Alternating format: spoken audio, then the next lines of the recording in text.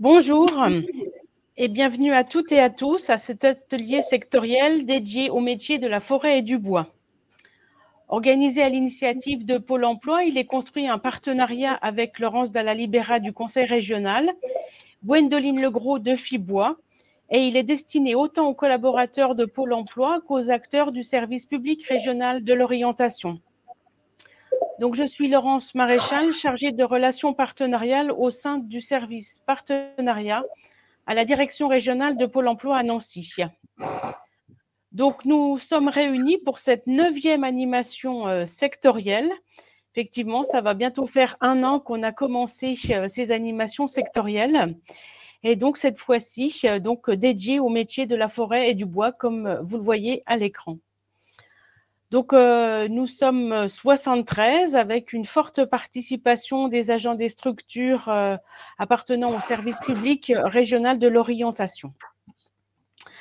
Avant de démarrer ce webinaire, quelques petits rappels techniques. Donc, nous sommes ensemble pour 2 heures maximum, qui est donc la durée imposée par le format webinaire.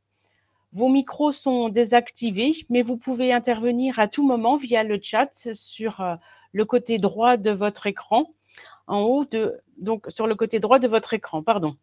Vous pouvez également poser des questions. Donc, il y a un fil spécifique questions. Donc, et vous pouvez aussi liker les questions qui vous semblent les plus importantes ou pertinentes qu'une autre personne a pu déjà poser. Donc, nous répondrons aux questions au fil de l'eau. Donc, soit directement avec les intervenants qui pourront répondre directement dans le fil de la conversation, ou alors directement donc en direct, on va dire. Donc, nous vous transmettrons bien évidemment le support de présentation dans les jours qui suivent cet atelier, et à savoir donc que cet atelier est enregistré et sera mis à disposition aussi bien dans l'intranet du service orientation de Pôle emploi que dans l'espace Lorfolio Pro du Conseil régional. Donc, 2 sondages auront lieu.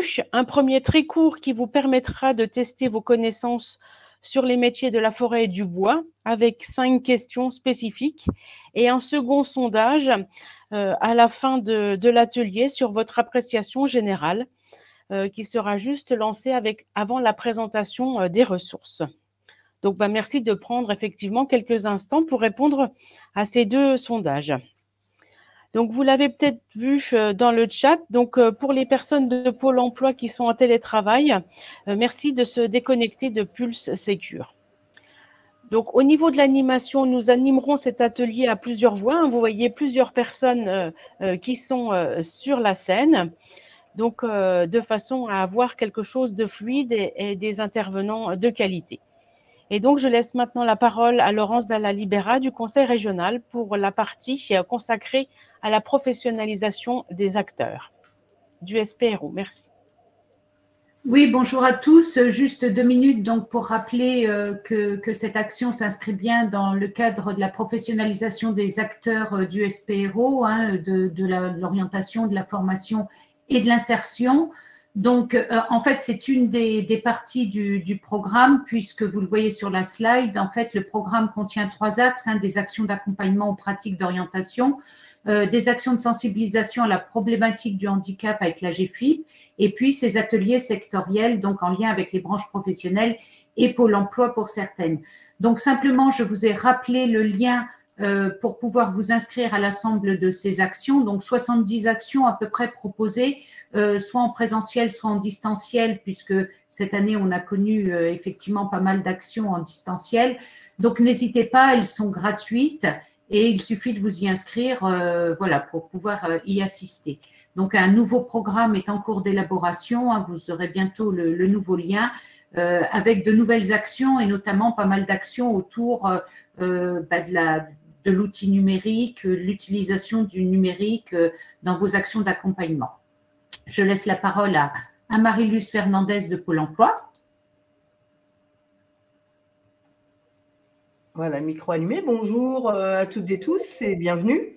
1 minute pour vous dire que cet atelier s'inscrit dans le cadre aussi de la professionnalisation des conseillers de Pôle emploi, conseillers et psychologues du travail de Pôle emploi.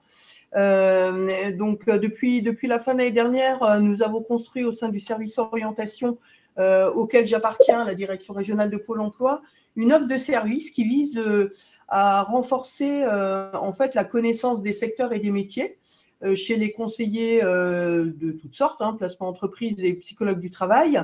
Donc cette offre de service, elle s'articule autour de deux axes. Une base de ressources, un intranet que nous avons créé et dans lequel on met à disposition en fait des ressources sur les métiers et les secteurs, et puis un autre axe qui est la mise en place de ces ateliers sectoriels, donc le 9e, comme disait Laurence, donc atelier sectoriel, pareil, qui vise à compléter, renforcer la professionnalisation de nos collègues conseillers psychologues du travail. Voilà. Alors avant d'entrer plus avant, je vais vous présenter le contenu de l'atelier.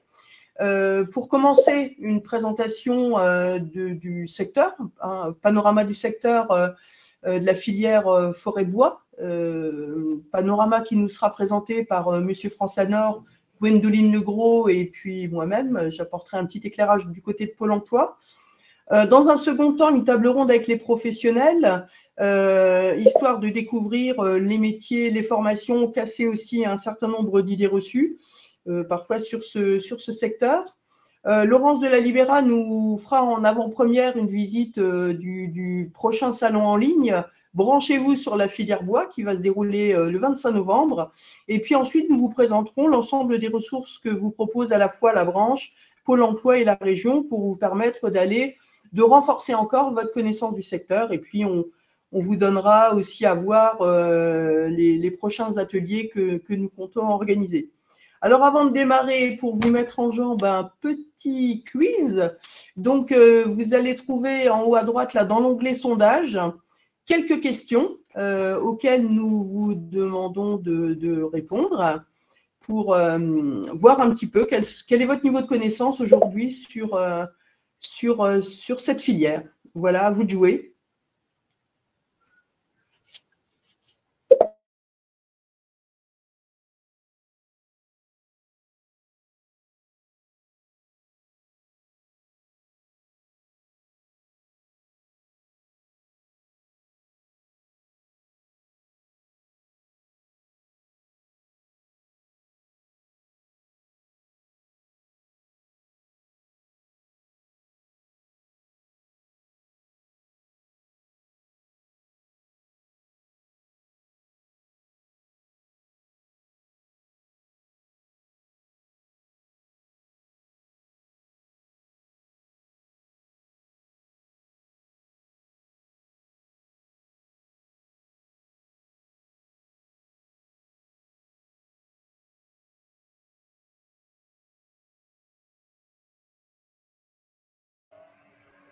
Voilà, peut-être simplement, voilà, je vais passer maintenant la parole. On reviendra après sur les résultats de ce petit sondage. Tout au long des présentations, vous aurez bien évidemment les résultats, mais on vous les redonnera à la fin du diaporama. Sans plus tarder, je passe la parole à Monsieur France Lanor et à Gwendoline Legros pour une présentation du secteur, une introduction et une présentation du secteur. Oui, bonjour à tous, j'espère que vous m'entendez bien. La filière forêt-bois en Grand Est est un acteur économique, enfin, est un acteur majeur pour tout un ensemble de raisons. Juste rappeler que au niveau national, la filière forêt-bois qui va depuis le propriétaire forestier, qu'il soit public ou privé, l'exploitant forestier, les entreprises de travail forestier, la scierie, les transports qui sont importants, la construction, l'ameublement, etc. Toute une chaîne de valeur représente un peu moins de 50 000 salariés en Grand Est. Et à peu près 450 000 en France. Le Grand Est est le deuxième producteur de bois la deuxième région productrice de bois en France derrière l'Aquitaine, la Nouvelle-Aquitaine, et le premier, je dirais, acteur industriel de la filière en France. C'est donc quelque chose de tout à fait important. Juste pour fixer les idées, la filière forêt-bois, c'est 1,5 fois l'automobile en matière d'emploi. Ce que peu de personnes perçoivent l'importance de ce secteur économique. Nous sommes également dans une filière qui, si on parle de production et d'économie, ne peut et devant une longue période, structurellement devant une longue période de croissance. La demande de construction en bois est très importante. La lutte contre le réchauffement climatique, la réglementation RE 2020 sur la construction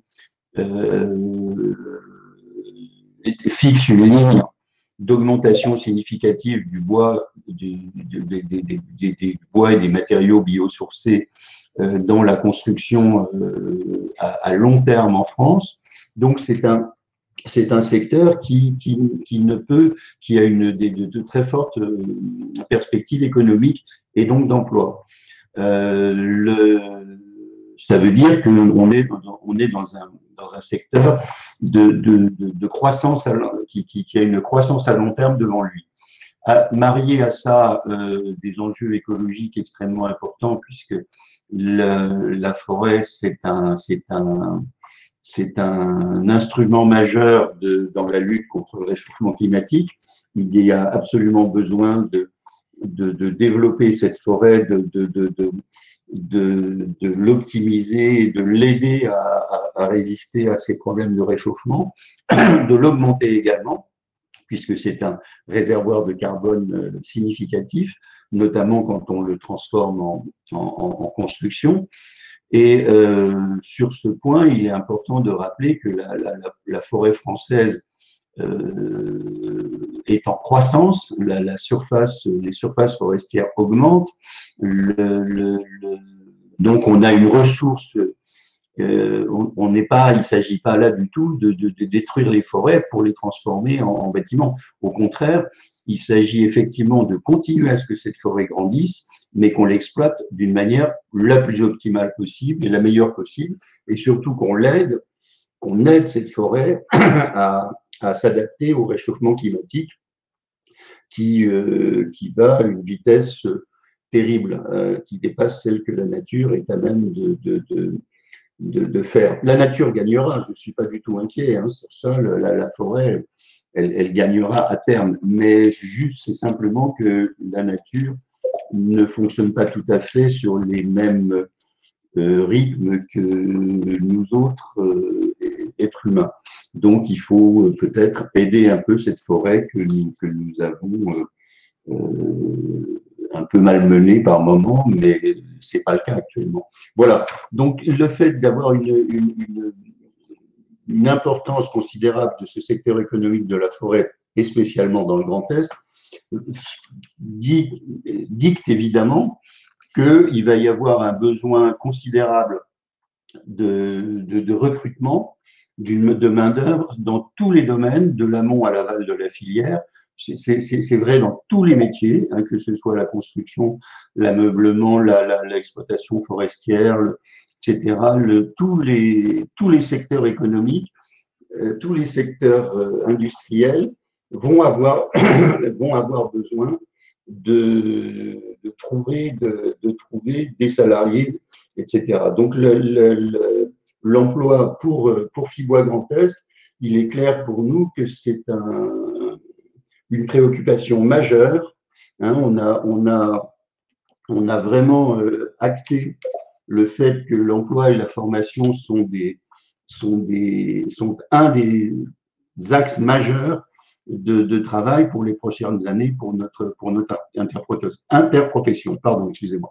Voilà, j'en dirai pas plus. Je vais laisser peut-être Gwendoline Legros, qui est justement en charge de l'emploi et de la formation, et sur lequel on compte vivement parce qu'il elle ne va pas manquer de travail dans les années à venir et elle va être un acteur important de ce développement majeur que nous attendons, c'est-à-dire une augmentation, enfin, la possibilité pour toutes les entreprises de l'amont ou de l'aval de trouver des salariés compétents, qualifiés dans des métiers qui sont en constante évolution.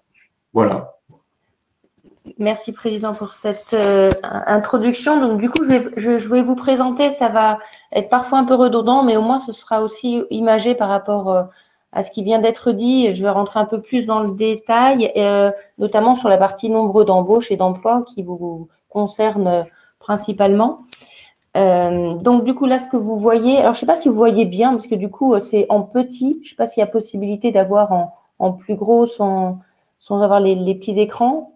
En tout cas, je vais vous le commenter. Donc, en fait, ça vous explique l'usage d'un arbre. Donc là, ce que vous pouvez voir sur le côté gauche, c'est que les différentes parties de l'arbre, le tronc, la partie moyenne et le houppier, hein, qui est la partie haute de l'arbre, ont des usages différents. C'est-à-dire qu'il y a le bois d'industrie, le bois d'œuvre, bois d'industrie et le bois énergie tout en haut. Chaque partie est importante parce que chaque partie est valorisée. Donc, vous voyez derrière l'usage qui est en effet, donc sur la bois d'œuvre, vous avez tout ce qui est charpente, fenêtres, tout ce qui est tonneaux, emballage. Vous avez après tout ce qui est panneaux sur le bois d'industrie, hein, papetier notamment, et le bois d'énergie qui permet de valoriser l'ensemble de l'arbre et d'avoir une certaine rentabilité qui permet de réinvestir sur de la plantation et de la préparation des sols. Sur le côté droit, ce qui est intéressant de voir, c'est l'espace-temps. On se rend compte que l'espace-temps sur la partie amont, donc ce qu'on appelle la gestion forestière notamment, ça va, un arbre, ça pousse le plus rapidement à 30 ans, il faut au minimum, pour le peuplier par exemple, mais ça va jusqu'à 100 voire au-delà pour certaines essences. Et on se rend compte que la notion temporelle de la gestion de la forêt est complètement, entre guillemets, en décalage avec les besoins des entreprises qui sont des besoins quotidiens finalement. Donc toute la complexité, finalement du secteur et de la filière va être de concevoir et de répondre aux besoins de ces différents maillons qui sont parfois pas les mêmes, d'où la complexité d'anticiper aussi la gestion forestière sur une échelle de temps qui est très supérieure aux besoins des industriels. Alors, ce qui est intéressant aussi, c'est de montrer que la filière forêt-bois, donc en termes de nombre d'emplois, hein, c'est 378 000 au niveau national, c'est à peu près 45 000 au niveau Grand Est. Hein, donc, on voit que dans les réponses que vous avez tout à l'heure, c'est 2 fois plus que la moyenne des réponses de ce que vous avez pu répondre. On voit l'importance aussi environnementale de la filière, c'est-à-dire que vous avez une partie stockage carbone au niveau de la forêt, et à partir du moment où vous allez valoriser le bois, vous allez pouvoir stocker ce bois dans la durée. Hein, c'est le cas dans les cathédrales où ils sont là pour des centaines d'années. Donc, on voit cet aspect, cette importance environnementale aussi par l'intermédiaire de ce poster.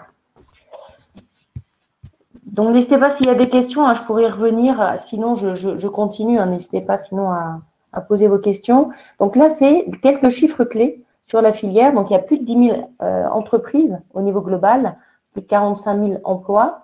En termes de surface, effectivement, c'est plus de 30% de la surface du Grand Est est arborée. Hein, c'est des notions qu'on n'a pas forcément. Et en 200 ans, cette surface-là a été multipliée par 2. C'est-à-dire qu'au niveau national, on est plutôt de l'ordre de 14%, alors qu'aujourd'hui, on a 15%. Donc ça, c'est quand même des notions importantes parce que souvent, on vous parle de coupe rase, de déforestation. Donc, il faut bien différencier ce qui concerne les informations du national par rapport à ce qu'on peut voir par ailleurs dans d'autres continents. Ensuite, en termes de feuillus et de résineux, hein, c'est 80% entre guillemets de feuillus, 20% de résineux, alors que dans l'usage, c'est-à-dire que dans la partie sillage, on a plutôt moitié-moitié entre guillemets, voire plus d'usage de résineux qui sert à la construction, qui est le premier secteur ou le premier débouché entre guillemets derrière l'usage. Donc, c'est des forêts à propriété publique et puis privée en partie, Donc, vous avez l'ONF et puis les communes forestières qui gèrent ces forêts, et puis après les propriétaires privés. C'est l'ordre de 40% sur les propriétaires privés, alors qu'au niveau national, c'est l'inverse. C'est plutôt 60% des forêts sont détenues par des propriétaires privés. Donc ça, c'est une caractéristique aussi du Grand Est au niveau de notre territoire. Donc là, on vous a retranscrit l'ensemble des différents acteurs de la filière. C'est-à-dire que vous avez la partie forêt. Ensuite, vous avez tout ce qui est lié à la transformation du bois, donc les scieries, les panneautiers notamment. Il y a l'usage de tout ce qui est bois construction et ameublement, qui est un gros débouché, et le bois énergie. Ce qui n'apparaît pas aussi, c'est toute une partie recyclage. C'est-à-dire que certains objets, après, sont recyclés et remis dans le système, entre guillemets, pour du réusage. Donc, on a un matériau qui est assez intéressant sur cet aspect-là aussi. Et ce qui est important de souligner, c'est la chance qu'on a au niveau du Grand Est d'avoir un panel de formation, d'organismes de formation qui couvre l'ensemble des métiers de la filière. Et ça, c'est important à le souligner parce que ça demande des investissements au niveau de la région de maintien de ces outils-là, qui sont essentiels pour pouvoir couvrir les besoins. Donc, on a la chance d'avoir plus de 45 organismes de formation sur le territoire et qui permet de former 3800 apprenants à peu près par an, ce qui n'est pas négligeable. Et ça va donc du CAP au Bac+5, sachant qu'on peut s'appuyer aussi sur des centres de recherche comme l'INRA, le LERMAB, le CRIT, qui sont à la pointe des nouveautés concernant cette filière. Alors, il y a un outil qu'il faut absolument que vous connaissiez. Donc là, ce que je vous propose, en fait, c'est de vous présenter en même temps des outils pratico-pratiques pour vous qui avez accompagné des personnes qui se posent des questions sur leur parcours professionnel, sur leur futur métier notamment. Et on a eu à cœur de vous mettre à disposition des outils qui vous permettent de parler de la filière comme si vous en faisiez partie. Voilà, donc ça, c'est important. Alors, du coup, j'espère que, je ne sais pas si je peux partager l'écran ou si vous pouvez cliquer sur le lien. Moi, je ne peux pas, là, au niveau de, ou partager l'écran, Laurent. Je ne sais pas si tu as ce pouvoir-là. Si je peux partager mon écran, sinon, moi, je peux me connecter. Oui, il faut en fait que vous partagiez l'écran et que tu partages l'écran et ça y est. tu partages sur l'onglet qui t'intéresse.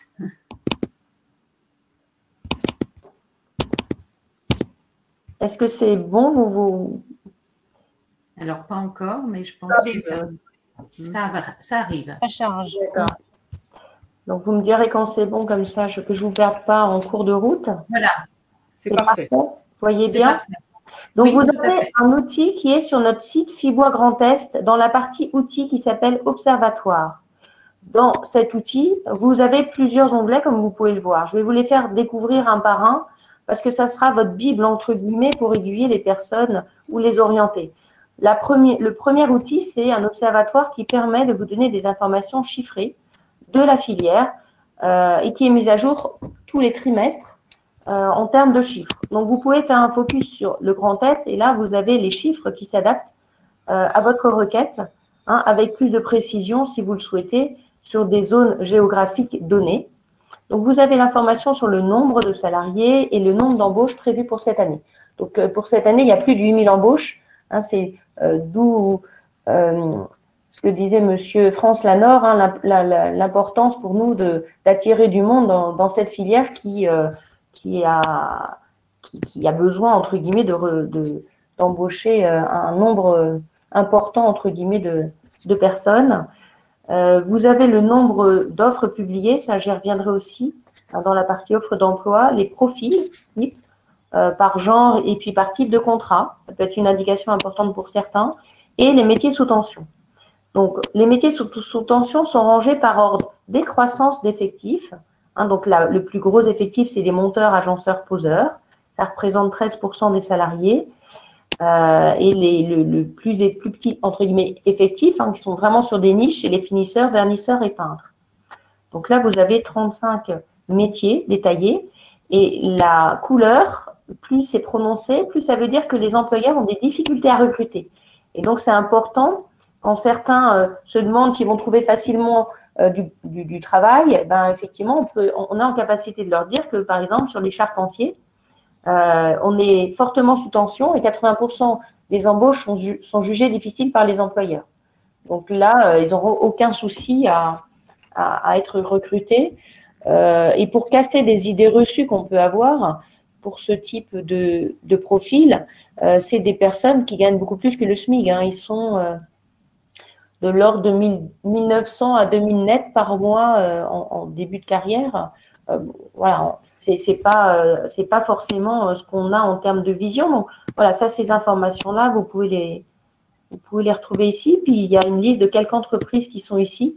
On a un outil annuaire qui est beaucoup plus détaillé sur notre site internet aussi, qui peut vous aider ou aider la personne qui recherche à faire des candidatures spontanées. Donc, vous avez la liste de toutes les entreprises par grand segment. C'est-à-dire, je recherche dans la forêt ou je cherche en Syrie et vous avez plus de 10 000 entreprises du Grand Est qui sont répertoriées et qui permettent du coup de communiquer auprès de ces entreprises, sachant que certaines ont des fiches en plus détaillées qui peuvent donner plus d'informations.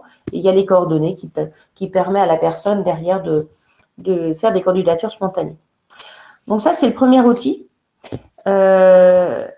En termes d'autres outils, vous avez les formations. Hein, c'est important de les connaître et ce n'est pas toujours évident. Donc sur le Grand Est, elles sont organisées par type de formation, continue ou initiale, département et secteur d'activité. Donc, les grands segments, vous allez finir par les connaître par cœur. Je vais les répéter, mais comme ça va rentrer. Donc, il y a la partie sylvicole, sciage, donc transformation du bois, fabrication de meubles et construction bois. Donc, vous pouvez décocher, entre guillemets, en fonction de ce que vous recherchez, décocher de ce qui ne vous intéresse pas pour faire un focus sur ce qui est le centre d'intérêt de la personne que vous accompagnez.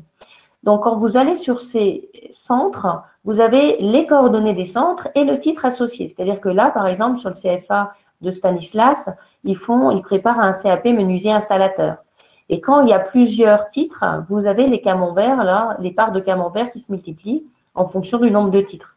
Donc, sur Agno, vous avez la construction bois et industrie. Là, ils préparent au CAP menuisier installateur, le BP charpentier, le CAP charpentier, le bac pro, technicien et le charpentier bois. Donc, à partir de ce moment-là, après, la personne peut aller directement sur le site web de l'organisme de formation pour avoir plus d'informations. Donc, voilà, c'est assez intuitif et ça vous permet assez rapidement d'avoir les informations. Il y a un dernier onglet qui sont les offres d'emploi. L'objectif de cet outil-là, c'était de centraliser à un endroit unique l'ensemble des offres d'emploi de la filière. Donc, vous avez au niveau national 17 000 offres sur les 3 derniers mois qui sont répertoriées et vous pouvez derrière faire des requêtes ou faire un focus sur, par exemple, le Grand Est. Donc, vous cliquez là-dessus et vous avez 1589 offres qui correspondent. Donc, ensuite, pour la personne, l'idée, c'est qu'elle puisse cliquer pour avoir plus d'informations. Vous avez un descriptif, mais rapidement, vous postulez directement sur le site sur lequel a été répertoriée l'offre. Donc là, pas de bol, a priori, celui-ci ne fonctionne pas. Mais notre objectif, ce n'est pas de suivre le nombre d'offres sur lesquelles on postule, c'est vraiment de donner de la visibilité aux offres, quoi. Donc voilà, c'est assez intuitif aussi. Vous avez ici la liste des métiers là. Donc quelqu'un qui souhaite être charpentier dans le Grand Est, voilà, vous avez 193 offres. Et après, derrière, il peut candidater. Donc, les offres d'emploi sont mises à jour toutes les semaines.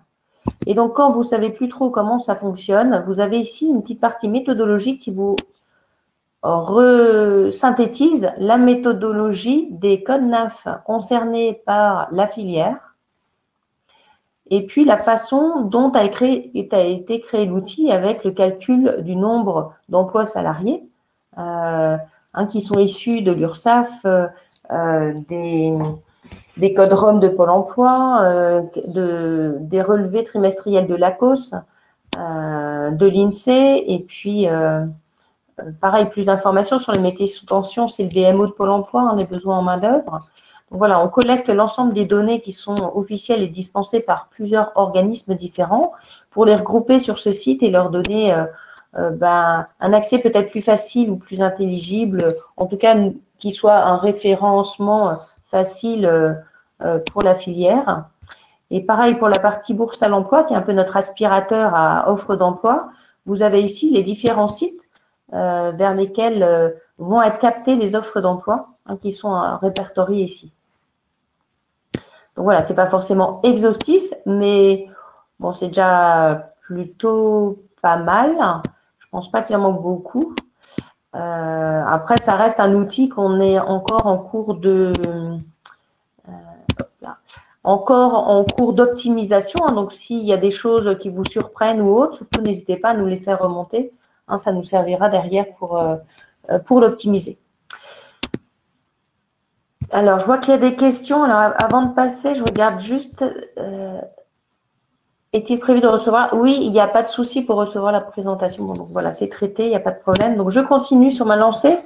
Alors, je vais vous donner quelques chiffres. L'idée, ce n'est pas de vous faire mal à la tête, mais de vous donner des idées un peu claires sur le nombre d'emplois en France et le pourcentage que ça représente au niveau de la filière forêt-bois sur le Grand Est. Donc, ça représente 13% de l'ensemble des emplois du national, qui sont de l'ordre de 370 000, avec une dynamique d'emploi plutôt intéressante, et une répartition telle qu'elle est décrite par grande filière ici, où la partie verte, on la voit supérieure à la moyenne nationale. C'est toute la partie sylviculture et exploitation forestière que représente aujourd'hui l'ONF, qui est surreprésentée par rapport à la moyenne nationale. C'est ce que vous pouvez voir. Donc, on voit les spécificités. On a aussi la partie industrie, papier, carton, qui est assez bien représentée sur le Grand Est. Je passe assez vite, vous recevrez les informations. Donc, comme chacun est dans des zones géographiques différentes, on a ces informations possibles par département. Donc, on peut faire un focus dans chacun des départements. Donc, si certains sont intéressés pour aller plus loin, il ne faut pas hésiter, avec un nombre d'emplois inégalement répartis sur le territoire et avec des spécificités propres à chacun des départements.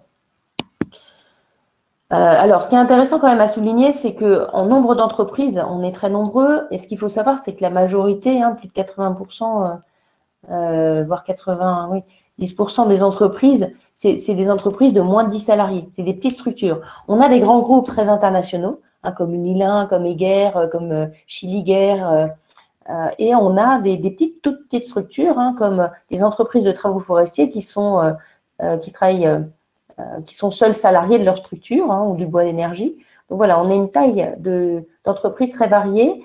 On a quand même une localisation assez rurale, notamment pour la partie scierie, très ancrée sur le territoire.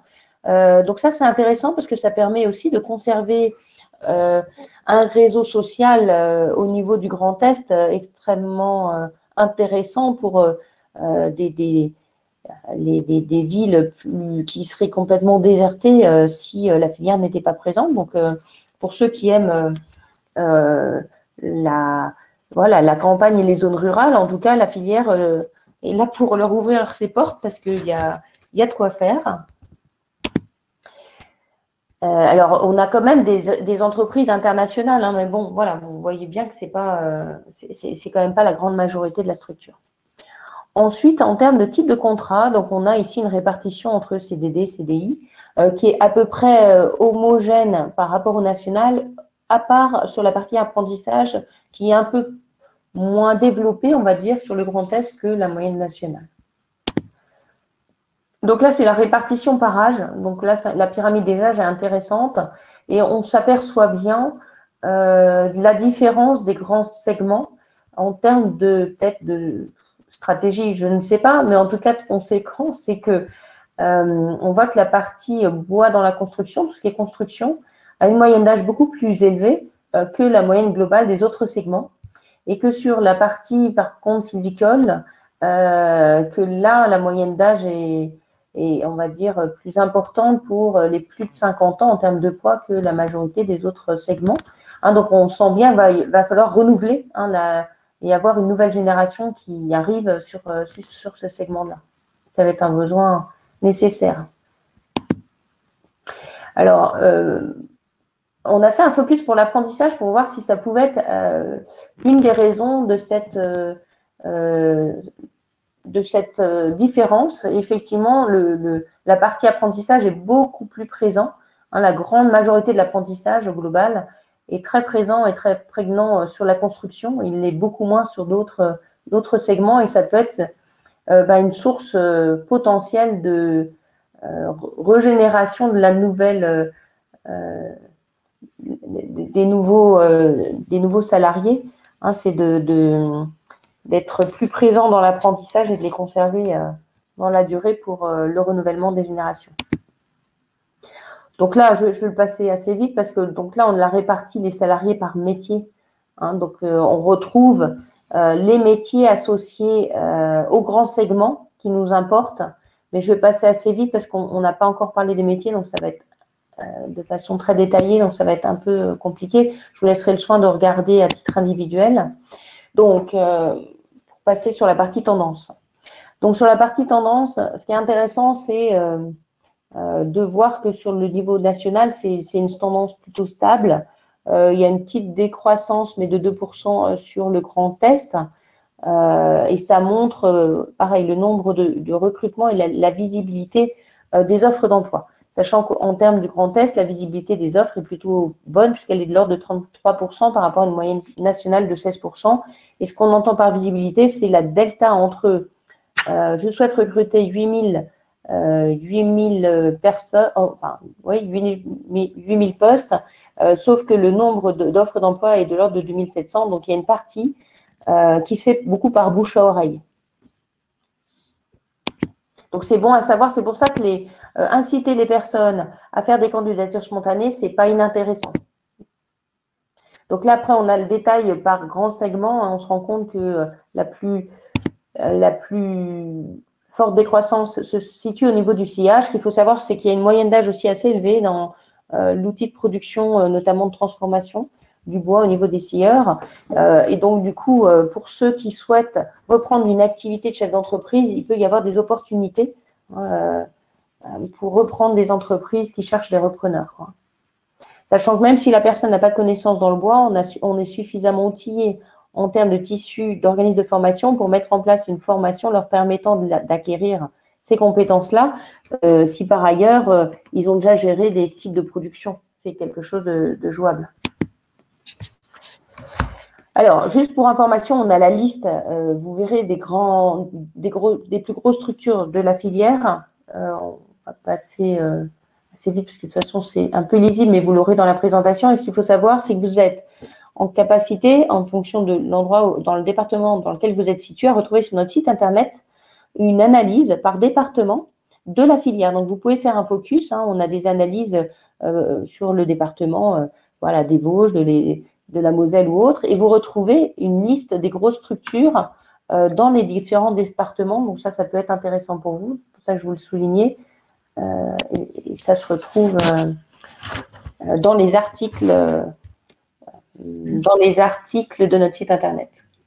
Gwendoline, peut-être avant de passer la parole à Marie-Luce pour les chiffres de l'emploi, il y a eu énormément de questions dans le chat questions, enfin dans l'onglet questions, mais on y reviendra aussi parce qu'il y en a qui concernent les qualifications, les métiers, etc. Donc on y reviendra après, peut-être même avec les professionnels présents. Simplement une question par rapport à l'outil. Savoir si les entreprises peuvent poster leurs offres d'emploi sur cet outil que tu as présenté tout à l'heure. Alors, c'est une excellente question. Donc, sachez que pour l'instant, non, malheureusement. Par contre, il y a au niveau national un travail qui est fait en collaboration avec les prescripteurs emploi-formation du réseau national, hein, puisqu'on a 14 interpros au niveau national. Et donc, du coup, il y a le site du national qui va être refondu et du coup, cet outil va exister avec un système de matching. Donc, la personne qui posera son CV sera en capacité à faire matcher son CV avec les offres que vous avez vues. Et effectivement, l'entreprise sera en capacité à déposer directement son offre pour s'assurer qu'elle apparaisse bien, sachant que souvent, les entreprises passent par des sociétés d'intérim ou Pôle emploi ou autres, et leurs noms n'apparaissent pas forcément. Alors ça les frustre un peu, Et donc, du coup, certaines nous ont contactés pour, effectivement, pour voir déposer leur offre et que le nom de leur entreprise puisse apparaître. Donc, ça serait une possibilité, effectivement, je pense, d'ici la fin de l'année, mais ça ne l'est pas encore. Merci. Donc, on a bien pris en compte les autres questions qui se posent, mais auxquelles on répondra plutôt dans la deuxième partie métier formation. Et je vais laisser Maribus finir le tour d'horizon des chiffres et notamment des chiffres des demandes d'emploi. Voilà, donc pour compléter la présentation, et qui ne figurera pas dans votre site très bien fait, Gwendoline, hein, donc c'est les éléments relatifs à la demande d'emploi et aux offres d'emploi collectées par Pôle emploi. Donc très rapidement, pareil, on ne va pas vous arroser de chiffres, quelques éléments concernant la typologie de la demande d'emploi dans les métiers de la filière bois, en fait, hein, en Grand Est. Donc, vous le voyez, 13 000, presque 14 000 inscrits à Pôle emploi à fin juin 2021. Donc, ça représente 3% de la demande d'emploi de la région. Et on note une hausse de la demande d'emploi, vous le voyez, dans le secteur qui est supérieur de près de 4 points quand même à l'ensemble des autres secteurs. Donc, on est bien sur la demande d'emploi, les demandeurs d'emploi inscrits dans les métiers. Deux éléments notables, j'ai vu qu'il y a une question, une remarque sur les jeunes. Pour autant, c'est un des rares secteurs, c'est peut-être le seul, Laurence me redira, mais où le nombre de jeunes inscrits est supérieur en fait dans ce secteur à la moyenne des autres secteurs. D'habitude, les autres secteurs sur lesquels on a fait des ateliers, généralement la moyenne des jeunes est bien inférieure. Ce qu'on remarque aussi, c'est que la part des seniors, pour le coup, c'est pareil, il y a des demandeurs d'emploi bénéficiaires de l'obligation d'emploi, et là, pour le coup, inférieur aussi dans ce secteur, contrairement aux autres secteurs.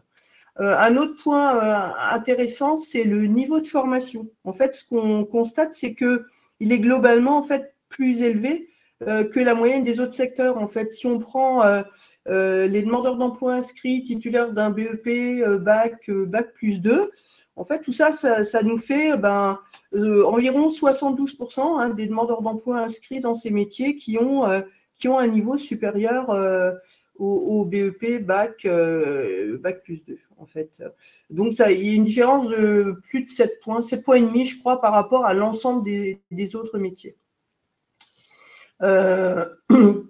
Après, pour ce qui concerne comment se décompose un peu, comment se répartissent les demandeurs d'emploi, donc on retrouve les trois grands secteurs. Je ne sais pas si vous avez bien retenu ce que vous a dit Gwendoline, il y a 3 grands sous-secteurs. Donc nos demandeurs d'emploi se répartissent de la façon suivante, essentiellement vous voyez, pour 60% dans les métiers du bois, de l'ameublement, 35% environ métiers du bois liés au bâtiment, et puis pour 5% sont inscrits dans les métiers autour de la sylviculture, l'exploitation forestière. Donc là, j'ai mis un petit code couleur qui vous permet de retrouver là à droite la liste des 20 premiers métiers dans lesquels sont inscrits les demandeurs d'emploi.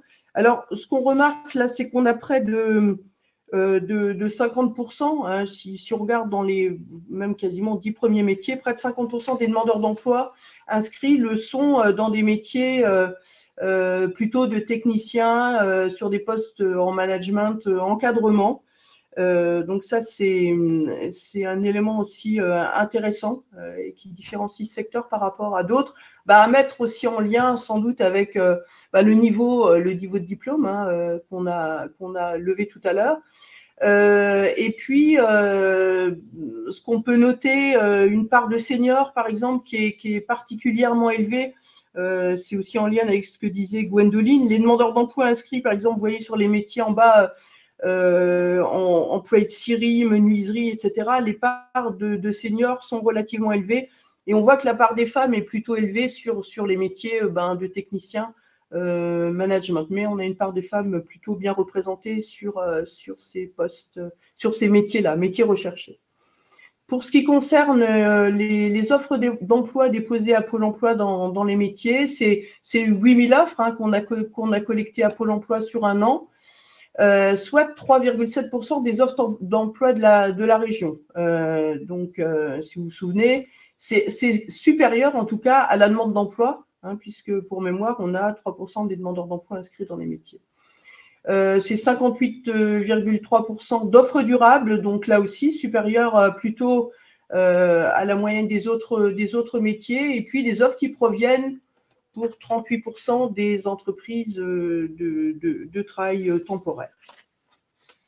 Alors après, si on regarde un peu comment se répartissent les offres d'emploi qui ont été déposées chez nous, ben, ce qu'on voit, c'est que 45% quasiment des offres déposées le sont pour des métiers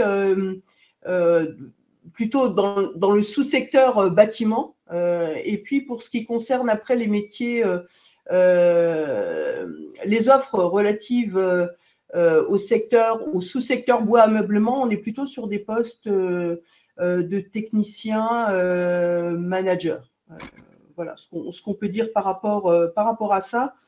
Et puis quelques éléments relatifs aux tensions qu'on peut observer sur les métiers du bois.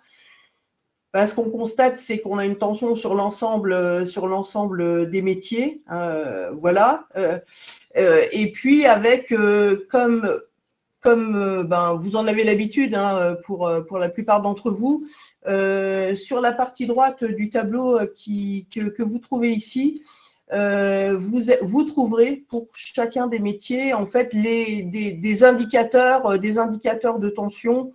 Alors, indicateurs de tension qui peuvent être liés parfois aux conditions de travail difficiles. On le voit sur les postes en sylviculture, bûcheronnage, ou parfois l'intensité des embauches sur les postes dont parlait tout à l'heure Gwendoline, un métier qu'on recherche, poseur de fermeture menuisée, et puis les postes en montage d'agencement notamment. Donc voilà pour ces éléments, des données issues de Pôle emploi. Je n'ai pas mis cette fois-ci les éléments relatifs à l'enquête BMO, puisque, comme Gwendoline vous le disait, ces données, elles ont été intégrées au site Fibois. Donc voilà pour les données Pôle emploi. Laurence, je te recède la parole. Oui, donc voilà, il y a eu des questions, je rappelais, auxquelles on répondra. Si je ne sais pas sur cette donnée chiffrée, alors effectivement, en termes de lisibilité, il y a eu quelques remarques, mais comme vous aurez le support, vous pourrez vous y reporter voilà, un peu plus facilement avec le support. Simplement, c'était pour vous faire un petit peu un tour d'horizon du secteur. Maintenant, on va aborder la question effectivement des métiers et des formations, des profils de recrutement, des idées reçues sur ce secteur. Peut-être, voilà, on accueille des professionnels du secteur en plus de Monsieur France Lanor et de Gwendoline Legros. Donc, Denis Dagneau, qui est délégué départemental des Vosges de l'ONF. Donc, Madame Rochat, qui est de l'entreprise Rochat, je crois, non? Excusez-moi, vous vous présenterez peut-être au moment où vous prendrez la parole. Et puis… oui, pardon, je me présenterai, vous inquiétez pas. Oui, et puis du coup, l'entreprise Le Bras Frère qui est présente, mais je ne pense pas que ce soit Christelle. Donc, je vous laisserai vous présenter au moment où vous prendrez la parole. L'idée, là, c'est de faire un tour d'horizon des métiers, des formations et puis des idées un petit peu reçues sur ces métiers et de pouvoir vous apporter les arguments nécessaires dans l'accompagnement après de vos publics également. Gwendoline, je te repasse peut-être la parole.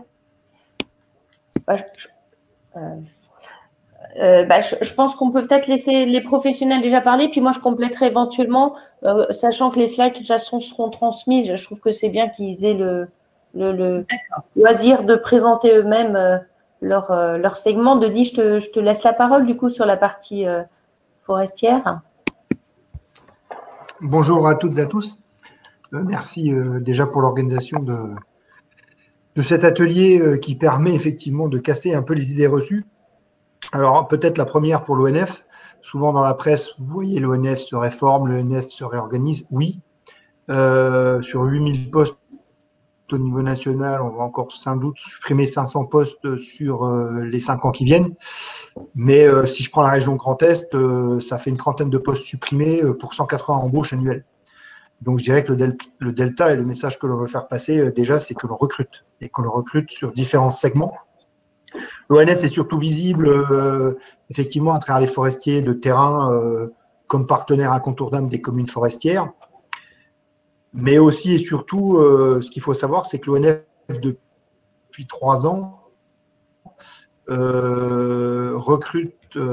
continue à recruter un certain nombre de fonctionnaires de façon assez limitée, mais par contre, travaille sur du recrutement de salariés.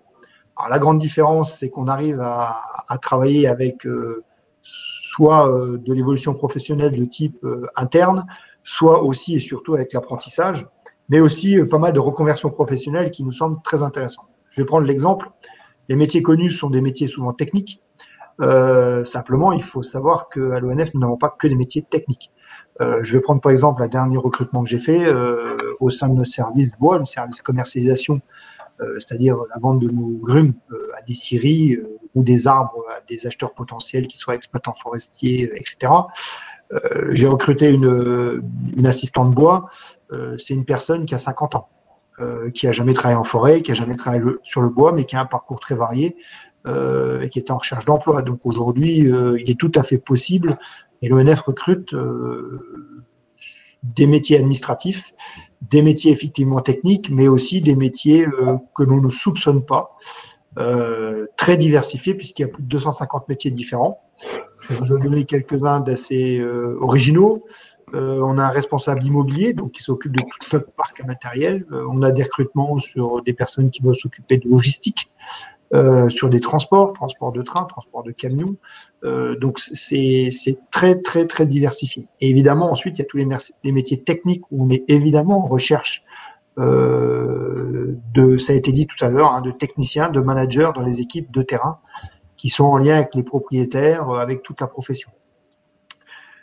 Donc, ce qu'il faut savoir, c'est que effectivement, ces métiers sont assez méconnus, et que si vous avez des personnes qui sont intéressées, en tout cas dans le Grand Est, on s'efforce de faire découvrir la filière sur la Semaine internationale des forêts, qui a lieu souvent au moment du printemps, hein, au printemps, sur une semaine, où on est capable de montrer un peu tous les métiers de l'ONF, un peu une porte ouverte à grande échelle. Donc, s'il y a des questions ou des personnes qui s'interrogent par rapport à ça, cette semaine-là, elle est vraiment dédiée à ça. Et évidemment, ensuite, au coup par coup, sur le site de l'ONF national, il y a toutes les offres d'emploi qui sont mises au niveau national, évidemment Grand Est, et au niveau départemental.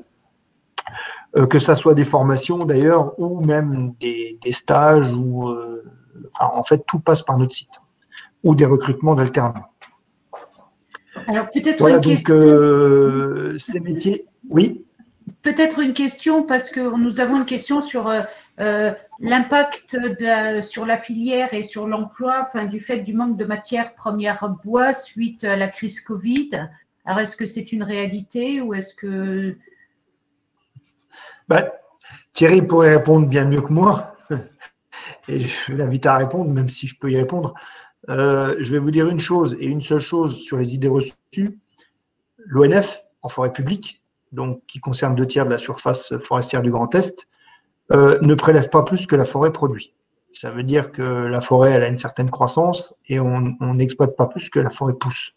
Ça, c'est la première chose, et ça s'appelle la gestion durable. Sur le deuxième pilier de la gestion durable, c'est une fois qu'on a récolté un arbre mûr, on va assurer le renouvellement de cette forêt. Ça, c'est le deuxième pilier de la gestion durable.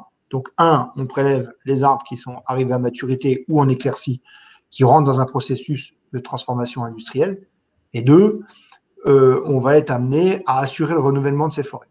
Et si je vous posais aussi une question, quel est le plus gros problème, on va dire, dans le Grand Est sur la filière bois, je pense que vous ne trouveriez pas. Notre problème à nous, c'est d'assurer le renouvellement des forêts par rapport à la pression des ongulés, cerfs, chevreuils et sangliers, mais je ne vais pas rentrer dans le débat. Donc, ce que je propose, c'est peut-être, Thierry, de répondre, et puis je compléterai, mais je pense que c'est plutôt à notre président de répondre à cette question à la fois simple et à la fois compliquée. Thierry ?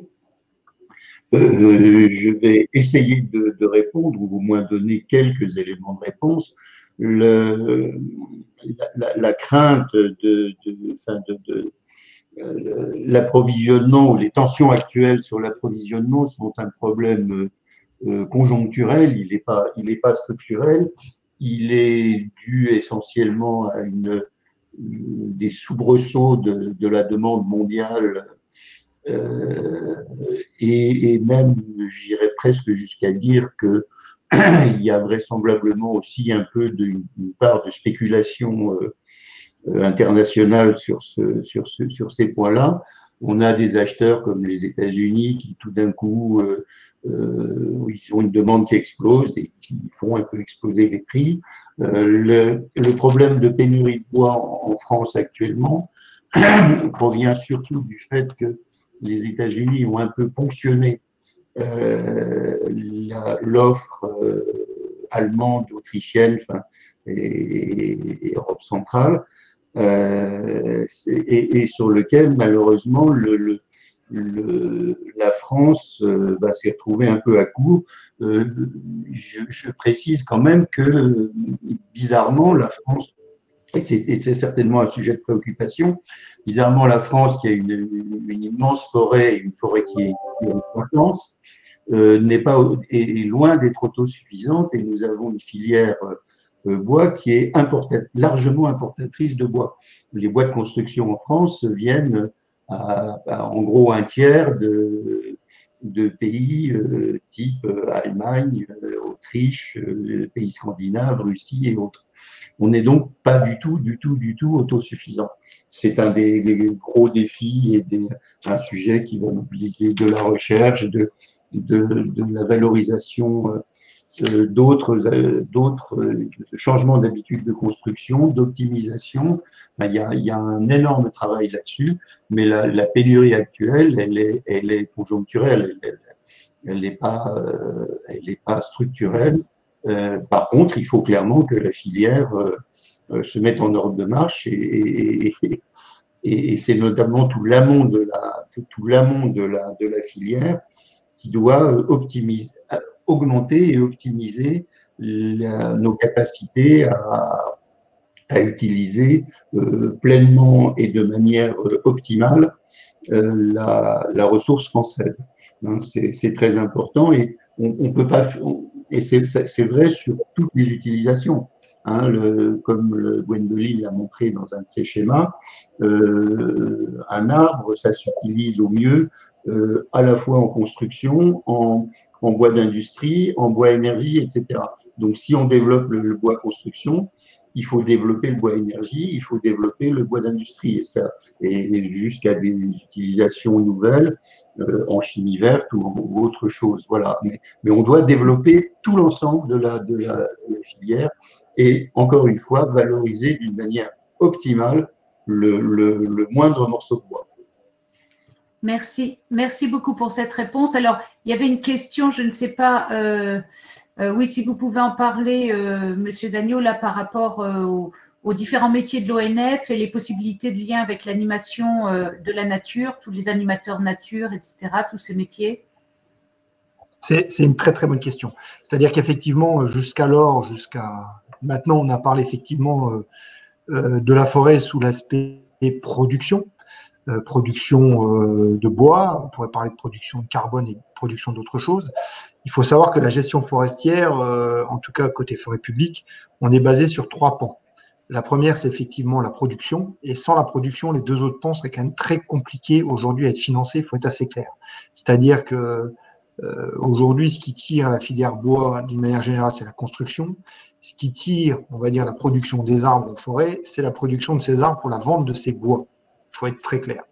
Mais évidemment, vous avez 2 autres aspects très importants, 2 pans très importants autres, qui sont la protection de l'environnement. Donc, protection de l'environnement, concrètement, c'est quoi? C'est aujourd'hui la préservation de l'eau, la préservation des sols, la préservation de l'air, tout ce qui est travail sur le carbone, etc. Donc, au sein de notre structure, on a aussi des spécialistes carbone, des gens qui sont spécialisés dans la pédologie, c'est-à-dire tout ce qui est, tous les métiers de la science et du vivant. Le dernier pan, c'est tout ce qui est accueil du public. Accueil du public avec une très forte demande sociétale sur ce pan d'activité. Et dans l'accueil du public, évidemment, on a l'animation nature, pas plus tard que hier, on avait des collègues forestiers qui accueillent des écoles en forêt. Donc ça fait partie aussi du métier. Mais je dirais qu'on peut avoir au sein de nos structures, soit comme en médecine, soit un généraliste qui est capable de parler de ces 3 points-là, produire, protéger et accueillir, soit des gens très spécialisés, voire même des gens qui sont dans des réseaux internationaux sur les chiroptères, donc les chauves-souris, sur des champignons, sur des micro-mammifères, etc. Donc, il est tout à fait possible d'être soit généraliste, soit spécialiste. Et nous avons besoin aujourd'hui et de généralistes et de spécialistes. C'est pour ça que je parlais tout à l'heure avant le séminaire des personnes qui souhaitent se reconvertir, qui ont travaillé toute une vie sur de la recherche appliquée sur des mousses, par exemple, et qui peuvent rejoindre nos équipes pour travailler spécifiquement sur certaines espèces ou des choses à la limite de ce qui est expérimental, puisqu'on a aussi de la recherche et de développement au sein de l'ONF, donc des choses très scientifiques avec d'autres organismes comme l'INRA, etc. Donc, on peut dire qu'effectivement, souvent, là où on a déficit d'emploi, il faut être très clair, et notamment chez les jeunes, c'est l'attirance pour la production. Je crois que c'est valable pour beaucoup de filières.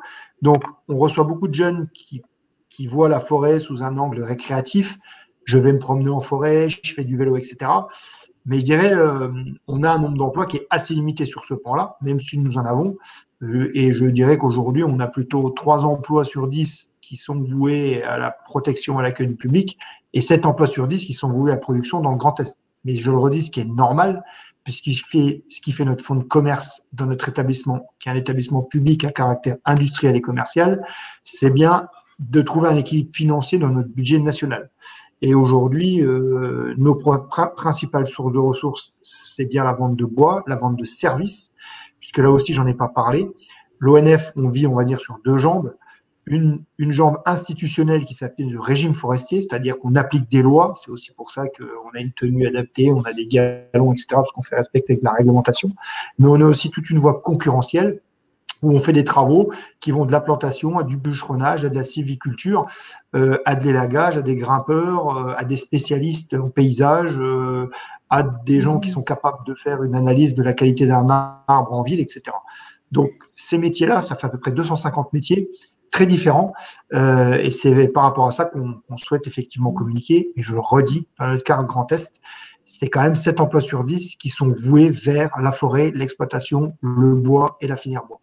D'où effectivement, depuis le début de la discussion… Merci, Monsieur Dagno. On va finir, on va peut-être donner la parole à Madame Rochat pour qu'elle puisse également nous présenter l'entreprise, ses métiers, les profils recherchés, peut-être nous parler aussi des femmes dans la filière. Bonjour, donc moi je remplace au pied levé Rose-Marie, qui est membre du comité FIBois, et qui est aussi ma maman et la présidente de notre société commune, donc la société Gerbois. Nous on fait de l'emballage industriel, en grande partie résineux, mais un petit peu de feuillu aussi. On fait des caisses en chêne pour les maisons de champagne par exemple. On fait des calages en peuplier, mais bon, majoritairement à 70% c'est du résineux. Donc on connaît très bien la filière bois, ma maman la connaît très très bien. Moi j'y suis revenue, moi je suis un exemple typique de gens qui étaient censés connaître le bois, qui sont partis, qui n'ont pas voulu faire ça et qui finalement sont revenus quand même. Parce que moi j'ai fait 12 ans d'international dans les télécoms, dans plein d'autres choses, dans la grande distribution. Et puis il y a 8 ans on a racheté la société Gerbois qui était en liquidation judiciaire à 10 km de la maison de mes parents. Et ma maman m'a dit, voilà, on va faire quelque chose qui a du sens. Donc, je l'ai fait avec elle, avec les anciens salariés. On a racheté la société et on l'a remontée. Donc, pendant 4 ans, c'était compliqué. On ne savait pas si ça allait marcher. Là, maintenant, ça fonctionne. Mais il y a de gros défis dans la filière bois. Vous les avez tous évoqués. Je suis assez d'accord avec vous. Accessoirement aussi, il y a 2 ans, j'ai racheté une scierie. Alors, ce n'est pas dans la même région, c'est Bourgogne-Franche-Comté. Et c'est pas du résineux, c'est du feuillu, mais pareil, liquidation judiciaire, c'était un sous-traitant qui s'arrêtait et il avait une équipe super et donc on a racheté pour l'équipe, avec l'équipe, et puis on essaie de redresser la scierie. Donc je connais très très bien maintenant les problématiques de la filière bois, et pourquoi maman m'a demandé de la remplacer. Elle aurait pu faire le truc, mais elle a trouvé intéressant de m'impliquer là-dedans, parce que nous, les problématiques de recrutement, on est en plein dedans. Mais quand je vous dis en plein dedans, c'est que moi, j'ai recruté en 1 mois plus de 10 personnes. La Syrie, c'est pareil, mais pour en recruter 10, j'en ai testé 30. Donc, en gros, moi, j'ai vu depuis la fin août entre 30 et 35 personnes sur une société qui, sur les 2 sociétés du groupe, on est 35. 25 chez Gerbois, 10 sur la Syrie. Donc, c'est-à-dire que j'ai vu autant de gens nouveaux en un mois que ce que j'ai en effectif depuis, à l'intérieur des PME. Donc, il y a un effet conjoncturel, ça je rejoins Monsieur Franz Lanor là-dessus. Il y a un effet conjoncturel post-Covid. Nous, on travaille avec des groupes comme Stellantis, comme Volvo, comme Renault. Typiquement, le Covid a complètement désorganisé les chaînes. Donc là, ils explosent leurs commandes, ils triplent, quadruplent leur volume en l'espace d'un mois. Et donc, c'est un vrai problème. Quel problème conjoncturel. Et à ça, en plus, ça se rejoint la partie approvisionnement bois avec ce qui a été dit sur les Chinois pour le feuillu et les Américains pour le résineux. Donc, on n'est pas. C'est vraiment une période un peu casse-cou pour les professionnels du bois en ce moment. Par contre, il y a une problématique qui, elle, est réelle, c'est effectivement toute la partie recrutement. Mais ça fait longtemps que ça existe. Enfin, ça fait quelques temps que ça existe. C'est exacerbé là en ce moment parce que le marché du travail est hyper tendu. Et sur quel métier est-ce que vous recrutez? Alors, nous, ça, clairement, ça va être surtout sur de la production. Et je rejoins Denis de l'ONF parce que, Monsieur Dagneau, parce qu'on a une problématique, nous, c'est que les métiers de l'industrie et du bois, industriel du bois, c'est pas beau, quoi. C'est pas chouette, c'est pas rigolo, c'est moche, c'est la scierie, c'est germinal, on bosse dans le froid, il fait noir, on démarre tôt le matin, on finit tard le soir, on est dans la forêt, ça caille, voilà. C'est ça, en fait, la problématique. Et donc, c'est pas évident c'est des métiers de passionnés. Moi, la première, jamais j'aurais dit que je ferais ça. Et puis, finalement, je suis dedans quand même. Donc, il faut quand même avoir un petit peu cette fibre ou cette passion. Et c'est pas évident sur... alors, je dis les jeunes générations, moi, je suis pas très vieille, mais il y a au moins 1 à 2 générations derrière moi de nouveau. Donc je suis plus dans les 20-25 ans qui sortent maintenant. On voit qu'une génération, maintenant, c'est tous les 5 ou 10 ans, quoi. Et eux, ils n'ont pas les mêmes problématiques, les mêmes envies que nous. Je me mets dans l'eau, ou que d'autres personnes. Et donc, il y a un vrai défi, en fait, déjà de transformer un petit peu la filière au niveau industriel, de redorer son image et puis d'essayer d'attirer des gens par passion. Parce que des jeunes passionnés, il y en a plein. Par contre, ils ne se tournent pas forcément sur la forêt. Et nous, on recrute là, par exemple, des opérateurs dans les ateliers chez Gerbois. 100% de ceux qu'on rentre, ils ne connaissent pas le bois. Là, sur entre 8 et 10 personnes que j'ai dans l'atelier en ce moment, que ce soit en intérim ou en AFPR avec Pôle emploi, en formation, c'est des gens qui ne connaissent pas le bois, qui n'ont jamais cloué de leur vie, jamais assemblé, jamais touché une machine bois. Sur la scierie, c'est pareil. On a une équipe. Alors, nous, on a encore une fois, j'ai la chance d'avoir des anciens qui ont porté leur entreprise. Donc, nous, on a le savoir-faire, on l'a en interne. Donc, au final, on forme en interne les gens et on les prend et on leur inculque le savoir-faire. Mais sur la scierie, c'est pareil. Les nouveaux recrutements que j'ai faits, il y en a 1 sur 2 qui ne venait pas du bois. En scierie, c'est un peu différent. Il faut quand même... c'est bien d'avoir quand même un backup, une formation là-dedans, que ce soit en bûcheronnage ou autre. Il faut quand même... En scierie, c'est plus compliqué. C'est des métiers quand même... Il faut connaître la matière, il faut connaître l'essence. Ça, c'est pas évident. Mais après, il y a quand même des postes sur lesquels vous pouvez former les gens sur des machines plutôt industrielles en post-production. Enfin, en fin de production, ça, c'est possible. Par contre, sur l'emballage, nous, on est une filière industrielle presque comme une autre. C'est-à-dire que ce soit du bois ou du métal ou du plastique, finalement, on cherche des opérateurs machines, nous. Ou des opérateurs clouage, assemblage dans l'atelier. Donc, on cherche plus un savoir-être qu'un savoir-faire. Le savoir-faire, on leur donne. Et là-dessus, la FPR, par exemple, avec Pôle emploi, ça marche très, très bien.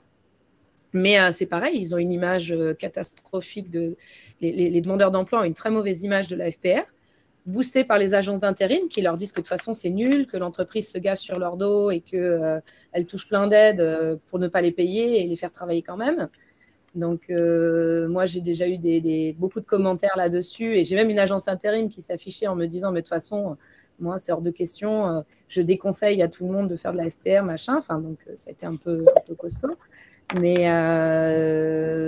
peut-être que si on revient peut-être sur les salaires, je pense que c'est géré. Enfin, il y a une convention collective de ces métiers. Simplement pour donner quelques chiffres ou une fourchette des opérateurs ou en fait des gens qui rentrent comme ça dans votre entreprise, c'est à peu près quelle fourchette de salaire mais ça, c'est une problématique aussi qu'on doit travailler conjointement dans la filière. Mais c'est vrai que le métier du bois, ça payait pas, quoi. Ça a toujours une image aussi de ne pas payer super bien. C'est sûr que nous, quand vous êtes opérateur atelier, vous démarrez sans formation et sans connaître le bois, vous êtes au SMIG. Là où il faut qu'on s'améliore, c'est même si vous n'avez pas de diplôme, même si vous n'avez pas fait beaucoup de choses dans le bois, si vous êtes efficace dans l'atelier, enfin, c'est de la politique interne qu'il va falloir qu'on travaille et qu'on améliore. Parce que de toute façon, on va avoir une problématique sur les salaires, hein, parce que les salaires augmentent partout.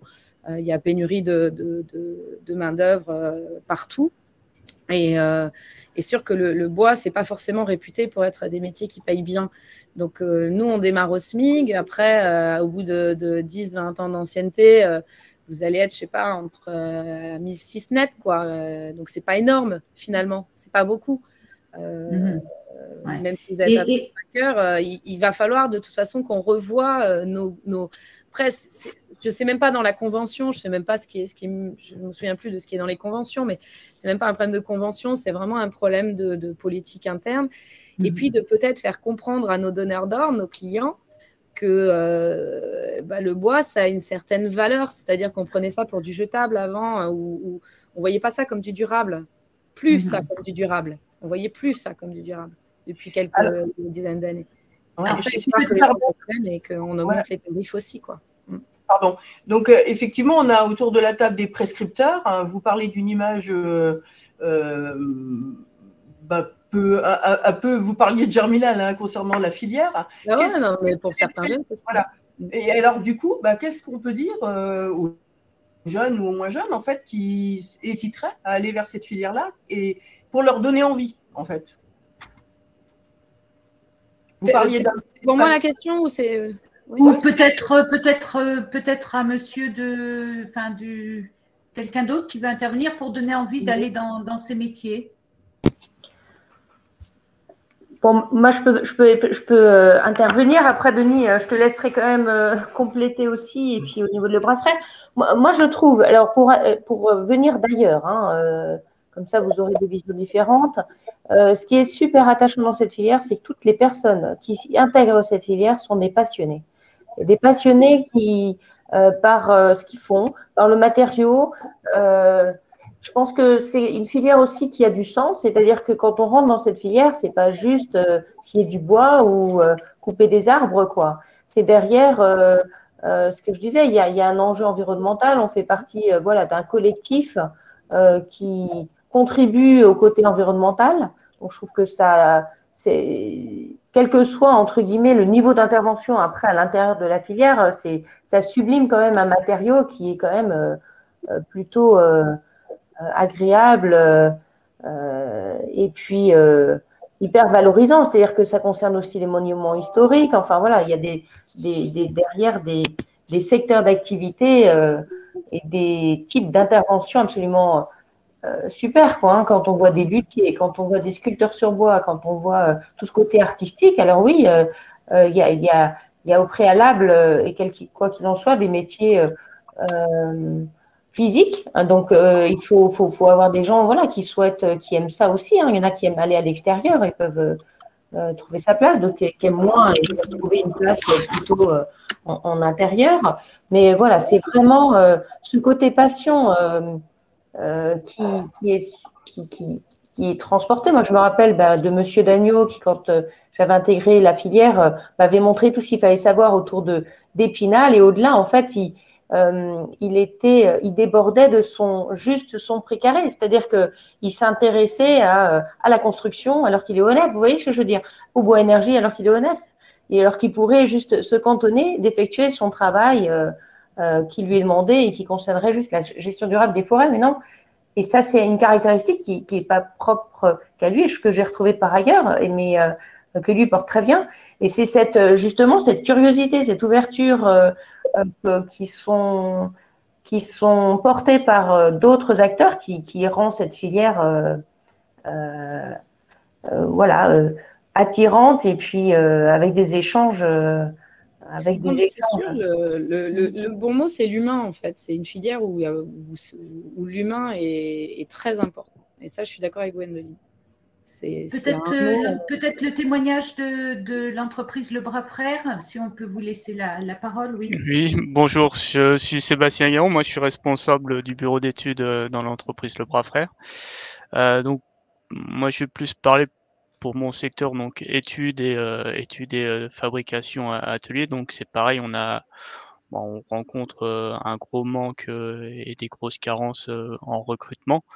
Après, nous, contrairement à ce qui a été dit avant, le bureau d'études, on est quand même une équipe qui est très jeune, avec une moyenne d'âge qui est inférieure à 30 ans. Donc on est quand même une dizaine pour l'entreprise Le Bras Frère en bureau d'études. On privilégie notamment tout ce qui est alternance pour le recrutement actuellement, parce que c'est plus simple à trouver et on forme directement nos jeunes. Voilà, après, c'est bureau d'études. Je vais prendre un exemple tout bête. On a lancé un chasseur de tête mois de janvier l'année dernière pour recruter, et on a toujours personne pour recruter un ingénieur structure bois. Donc ça, c'est pareil, c'est quelque chose qui est très difficile à trouver, et qui est après, c'est pareil, notre secteur, notre région est pas non plus très attrayante, on va dire. Mais voilà, c'est quelque chose qui est compliqué. Après, atelier, c'est pareil, opérateur machine, c'est très difficile à retrouver. Des charpentiers, c'est pareil, la motivation, on trouve des gens, mais faute de motivation ou d'envie, les gens restent pas, ou très peu. Ils sont très vite découragés par le fait que ça soit des métiers extérieurs pour la pose. C'est quelque chose de très compliqué. Après, c'est pareil, nous on est très connu pour tout ce qui est monument historique, sauf que maintenant tout le secteur de la construction il est en train de se développer. On est en train de plus en plus de faire des bâtiments de grande hauteur. Donc là, on attaque par exemple sur le secteur de Lyon une tour de 16 étages qui va faire partie des plus hautes de France. Et ça, c'est ce que la filière bois France, est très peu développée. C'est pour ça que nous, par exemple, tous ces éléments sont commandés en Allemagne ou en Autriche, comme ça a été dit auparavant. Mais ça, c'est des styles de construction qui sont très nouveaux pour nous, et qui se développent de plus en plus par rapport à l'écologie et par rapport au stockage carbone, etc. Donc voilà, j'ai essayé de faire un petit pêle-mêle.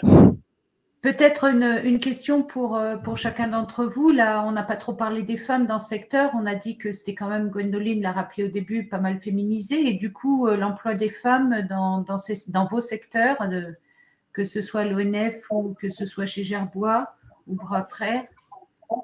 Alors, aujourd'hui, côté ONF, je dirais qu'on fait de la discrimination à l'embauche, puisqu'on souhaite embaucher beaucoup plus de femmes que d'hommes, puisque tous les personnels de terrain jusqu'il y a ces 20 dernières années étaient plutôt très masculins. On y trouve un énorme avantage en matière d'équipe au niveau de la collaboration sur le terrain, sur les tensions, sur l'approche sociétale.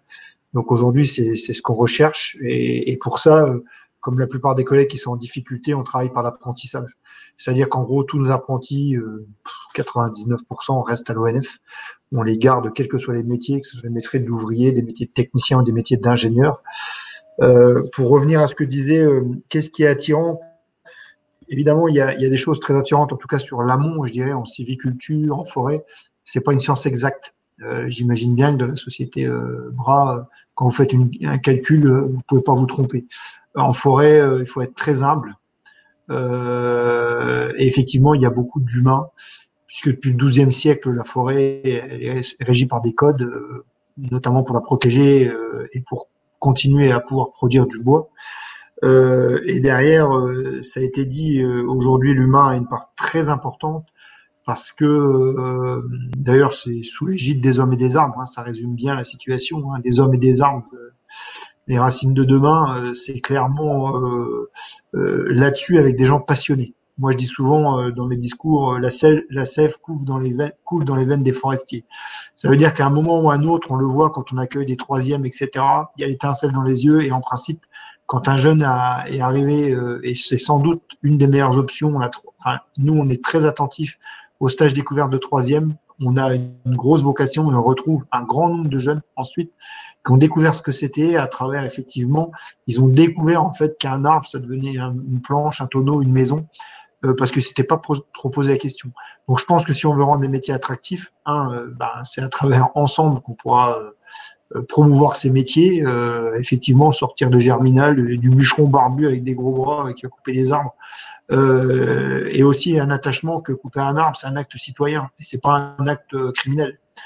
Mais ça, il y a tout un travail à faire avec vous tous, parce que pour assurer le renouvellement des forêts, c'est comme si on avait un arbre fruitier et on ramasse jamais les fruits. Donc la forêt, elle se cultive.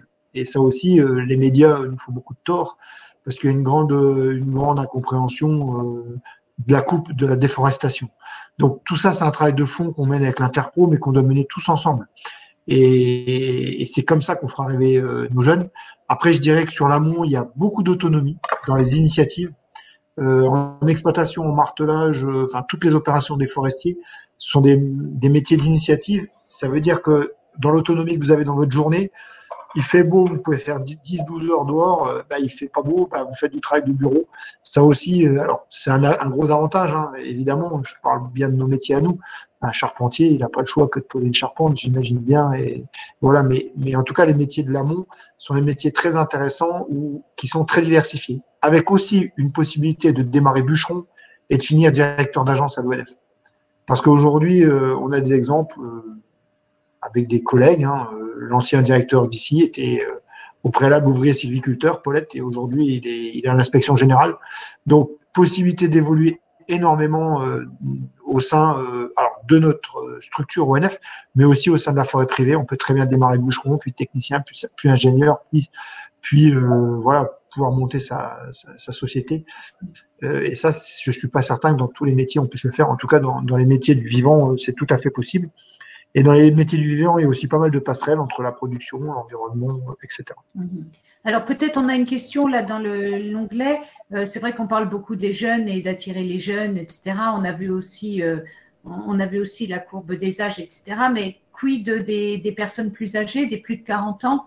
Voilà, alors on l'a un peu évoqué, hein, on vous avait dit, je ne sais plus qui a dit qu'il avait recruté une personne de 50aine d'années, mais qu'est-ce qu'il existe pour les plus de 40 ans?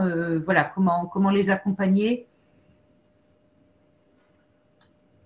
Au travers notamment de chantiers d'insertion ou autres, est-ce qu'il y a des choses qui existent? Là-dessus, je vais juste répondre pour maman puisqu'elle n'est pas là, mais la structure qu'elle est en train de monter juste à côté de chez Gerbois, c'est venu en fait tout simplement du fait que nous, on voulait le faire en interne, mettre des passerelles en place entre les gens un peu éloignés de l'emploi et puis les problèmes de recrutement qu'on avait dans la filière. Et on trouvait ça super intéressant. Et donc elle est en train de le mettre en place avec son entreprise d'insertion, mais qui est à 2 minutes à pied de l'usine, qui est sur le même site que l'usine d'emballage. Et donc, l'idée, c'est bien qu'il y ait des ponts entre les deux.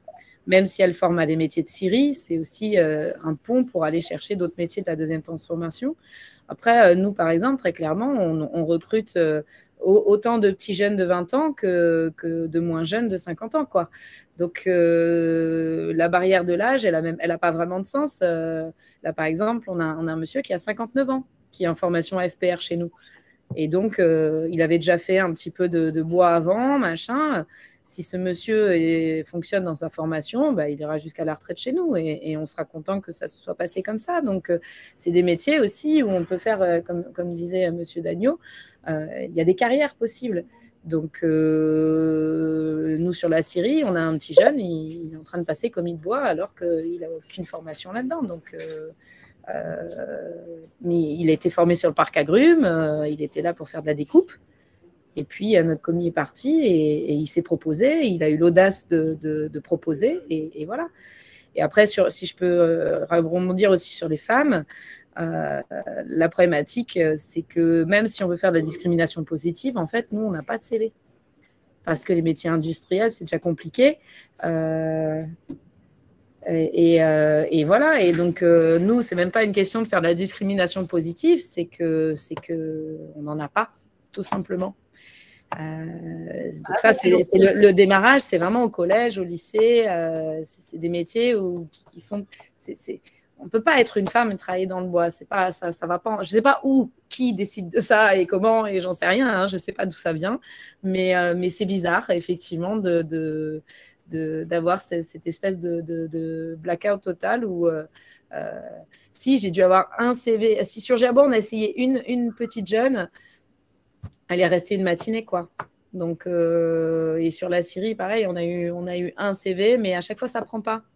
C'est-à-dire qu'il y a très, très peu de gens et le peu de gens, ça ne prend pas. Alors, peut-être parce que c'est des métiers où il n'y a vraiment que des garçons. En tout cas, moi, dans mes sociétés, effectivement, je suis la seule fille avec ma maman, donc ce n'est pas évident. Mais ça se passe super bien. Enfin, je veux dire, il n'y a pas de problème, mais... Je sais pas, ça leur fait peut-être peur, ce contexte-là, ou j'en sais rien. C'est quelque chose que je ne m'explique pas et je ne sais pas d'où vient l'origine. Et le jour où on aura trouvé l'origine de ça, on arrivera peut-être mieux justement à flécher. Alors par contre, je regardais avec l'ENSTIB, tout ce qui est bureau d'études, là oui, ça prend beaucoup plus. Au niveau des femmes, ça prend beaucoup plus.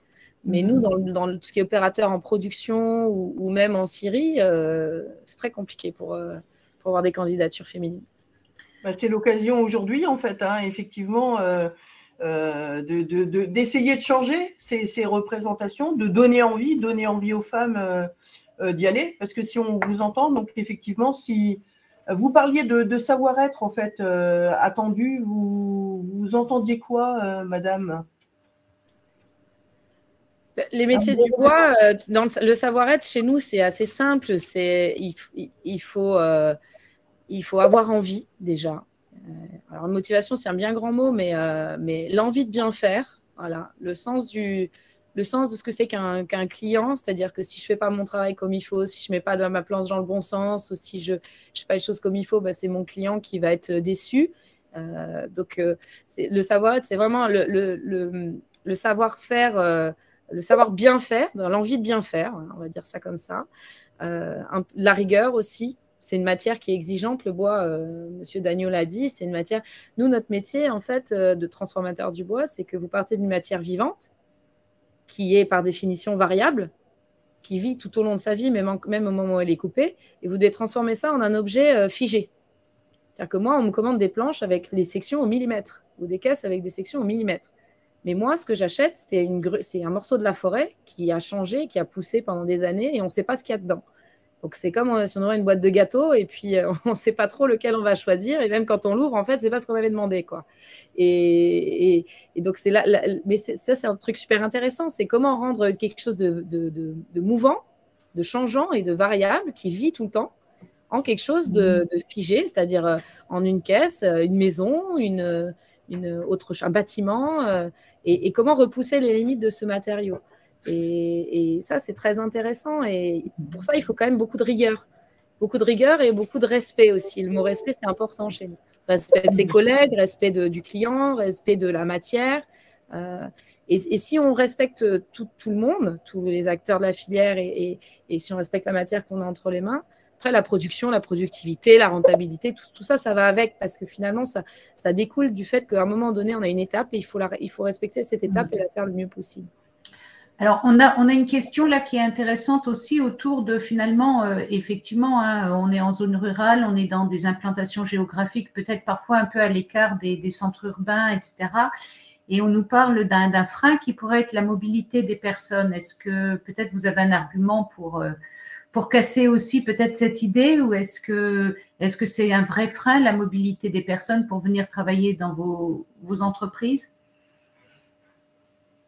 Ou est-ce que vous mettez, je ne sais pas, des moyens à disposition? Il y a du ramassage, j'en sais rien moi, hein, mais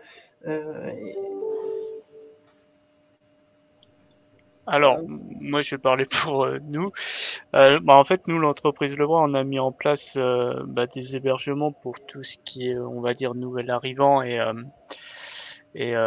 surtout alternants et ceux qui suivent des formations. Donc pour les aider, notamment pour le compagnonnage, pour qu'ils aient un hébergement à prix très réduit et que ça soit pas justement un frein pour venir chez nous. Après, c'est sûr que de plus en plus, on a des gens qui sont sans permis et pour tout ce qui est déplacement, c'est de plus en plus compliqué parce que généralement, il n'y a plus qu'une personne qui a le permis pour se rendre sur chantier et du coup qui doit faire la tournée, je vais pas dire la tournée des employés, mais ça maintenant on essaye quand même de faire un peu plus attention à ce qu'ils soient mobile aussi quoi. Donc et après je réponds aussi par rapport aux femmes. Chez nous, oui, on commence à avoir de plus en plus d'employés femmes. Après, c'est plus en bureau aussi. Donc une responsable HQE, une conductrice de travaux, pardon. Et là, exceptionnellement, le mois dernier, on a eu une charpentière femme à l'atelier. Mais voilà, ça reste très anecdotique, on va dire. Merci. Alors, peut-être qu'un argument pour, on voit que de plus en plus de jeunes sont quand même sensibles à l'environnement, au respect de l'environnement. On entend souvent dire que du coup, ces métiers ne tiennent pas compte de l'environnement. Peut-être, Gwendoline, je ne sais pas si tu avais 2-3 mots à dire par rapport, oui, effectivement, au respect de l'environnement, filière forêt-bois. C'est ce que je disais tout à l'heure, où en fait, souvent on parle des 3 S. Le S pour stockage carbone, le S pour séquestration, le S pour stockage, c'est-à-dire que quand on les coupe en planches, on stocke le carbone, et le S pour substitution, c'est-à-dire qu'on utilise cette énergie, c'est un matériau qui est beaucoup plus écologique que les autres. Donc, effectivement, je vais pouvoir vous passer éventuellement quelques slides pour vous présenter ça. Par exemple, c'est ce bilan carbone. En fonction du matériau, on a un bilan carbone plus ou moins prononcé ou dramatique, je ne sais pas. Donc, par exemple, l'aluminium, il faut 1800 kg de CO2 émis par tonne produite, alors que finalement, c'est vertueux pour le bois puisqu'on stocke le carbone.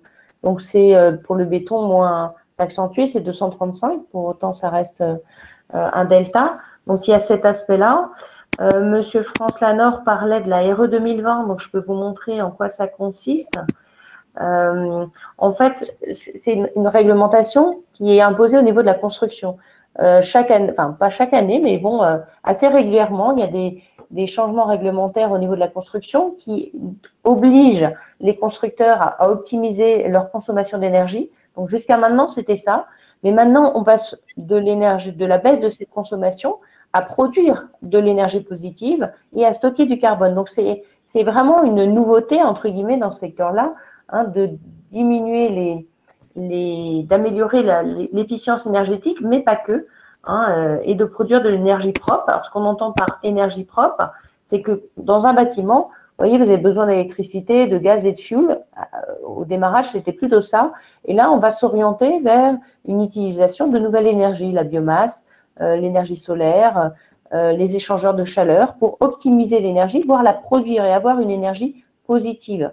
Donc, c'est tout l'enjeu, entre guillemets, de cette nouveauté.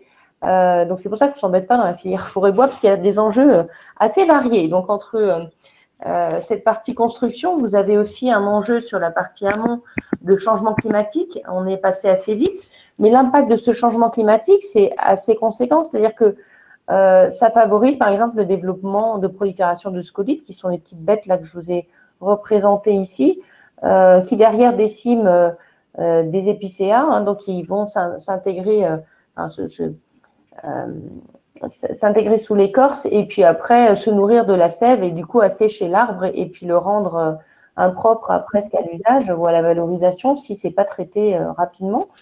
Donc c'est un enjeu assez conséquent, écologique, hein, qu'on peut avoir au niveau amont.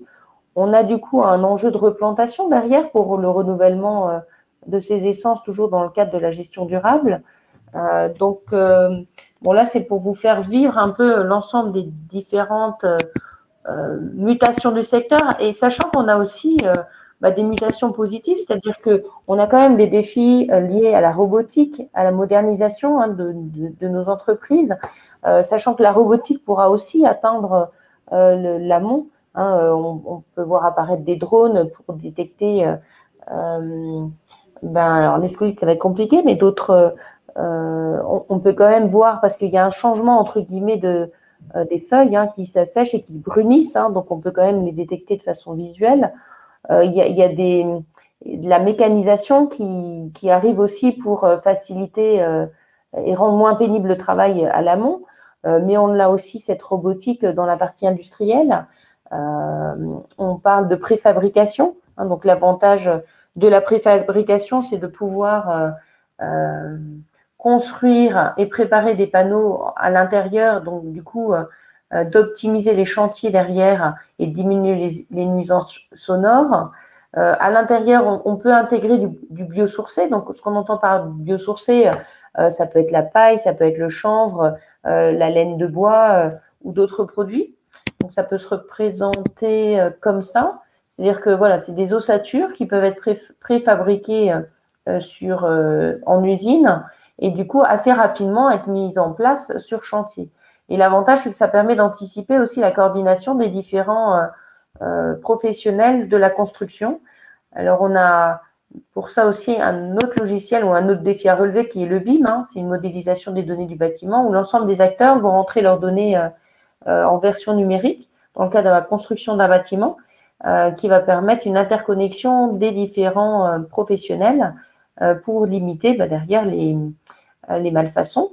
Donc voilà, il y a quand même pas mal de défis. Il y a après tout ce qui est intelligence artificielle, objets connectés, qu'on peut retrouver dans d'autres secteurs, qui permettra aussi de moderniser et relever d'autres défis au niveau de la filière. Donc c'est vrai qu'en termes d'enjeux, j'avoue qu'on est plutôt gâtés, je pense. Après, j'en ai peut-être oublié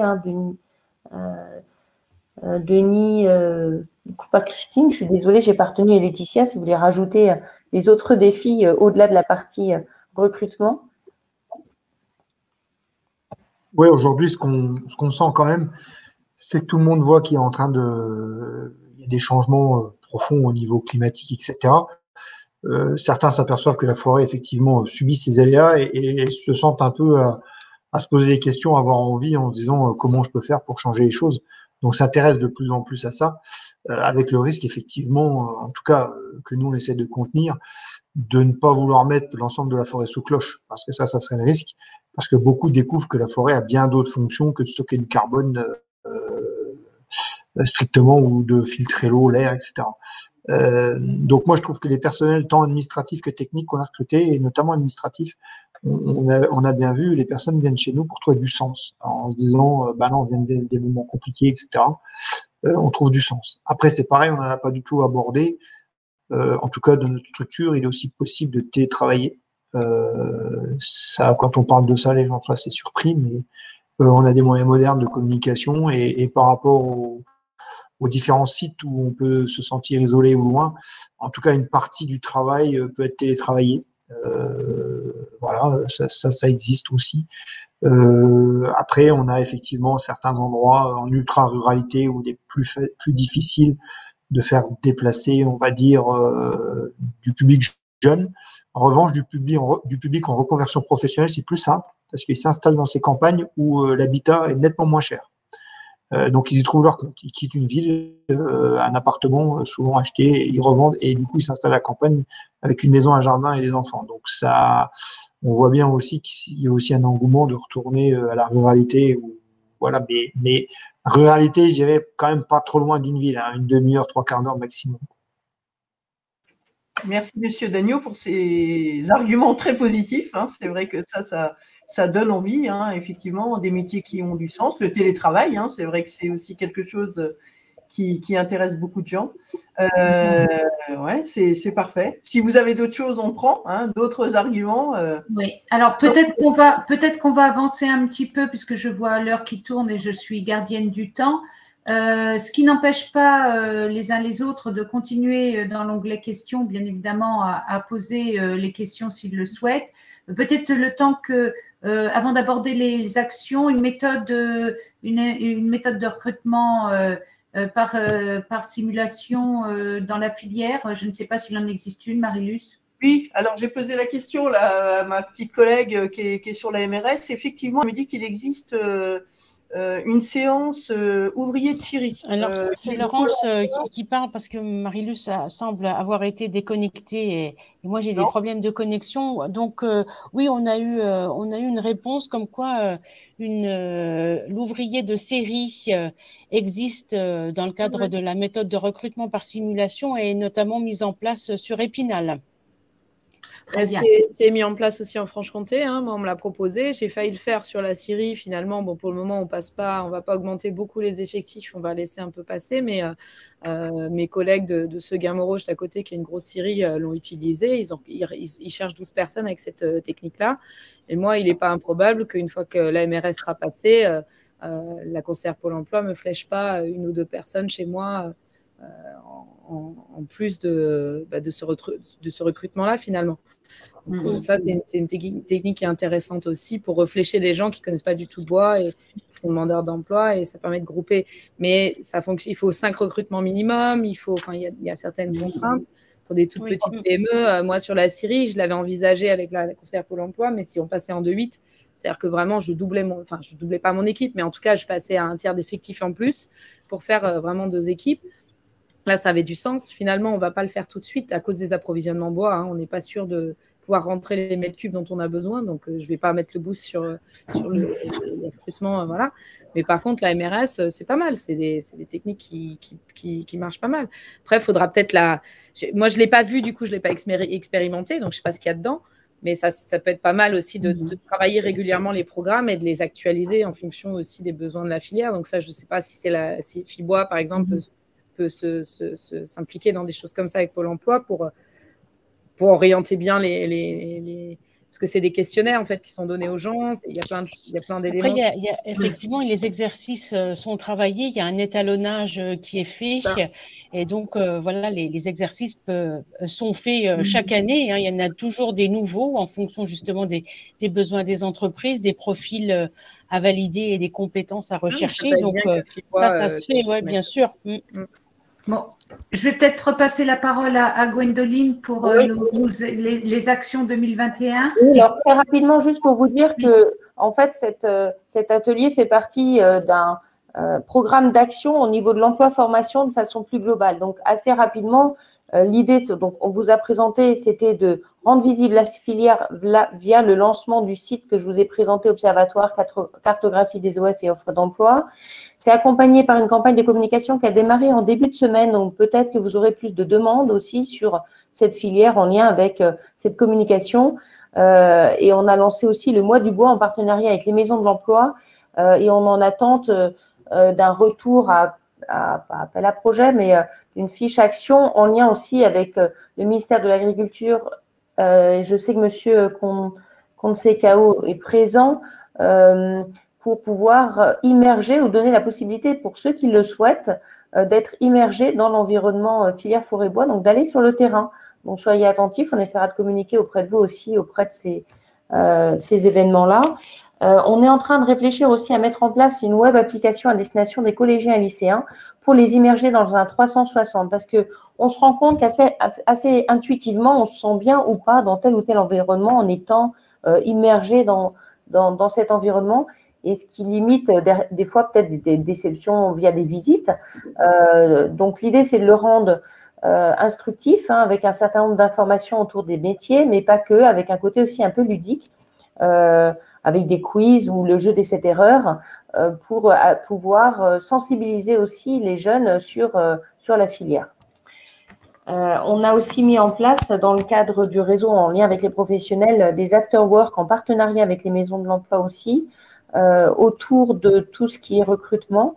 Et on a rédigé un guide du bon recruteur pour aider nos professionnels à avoir des bonnes pratiques, on va dire, dans le cadre du recrutement. Donc, voilà, mais par rapport à ça aussi, là où il faut miser à fond maintenant, c'est tous les réseaux sociaux. Hein. Alors moi, je ne suis pas fan d'Insta, Facebook, j'aime pas ça, mais bon, entre moi, personnellement, j'aime pas ça, et puis c'est les outils de maintenant, c'est une grande différence, quoi. C'est-à-dire que nous, maintenant, c'est un passage obligé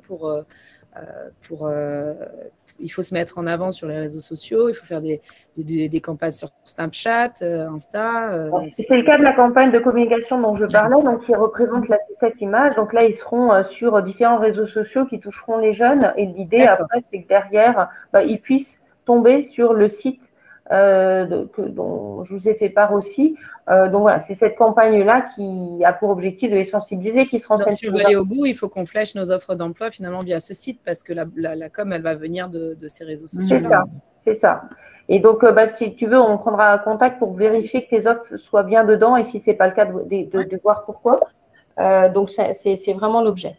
Et alors, pour information, pareil, en termes d'information, si la filière vous intéresse, vous êtes les bienvenus sur la web-série qui aura lieu le 18 novembre à Épinal, à l'ENSTIB, qui est l'école Bac+5 sur la partie construction.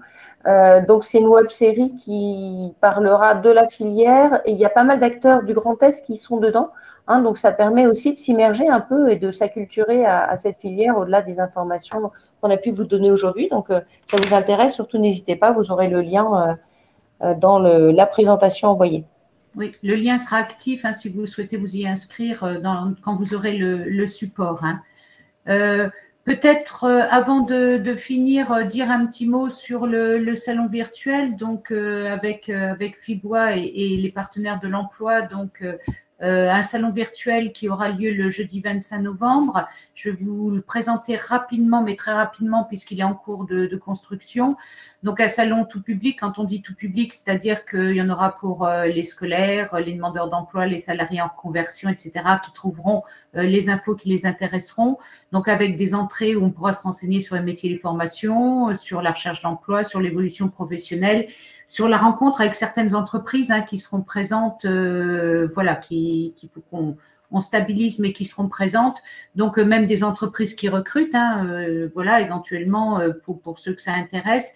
Donc, simplement, je vais juste vous montrer pour que vous puissiez. Donc, vous pouvez déjà, le lien qui est inscrit, c'est le lien sur lequel vous pouvez déjà vous inscrire en tant que visiteur. Vous me direz si vous voyez dès que vous le voyez. Je pense que vous le voyez.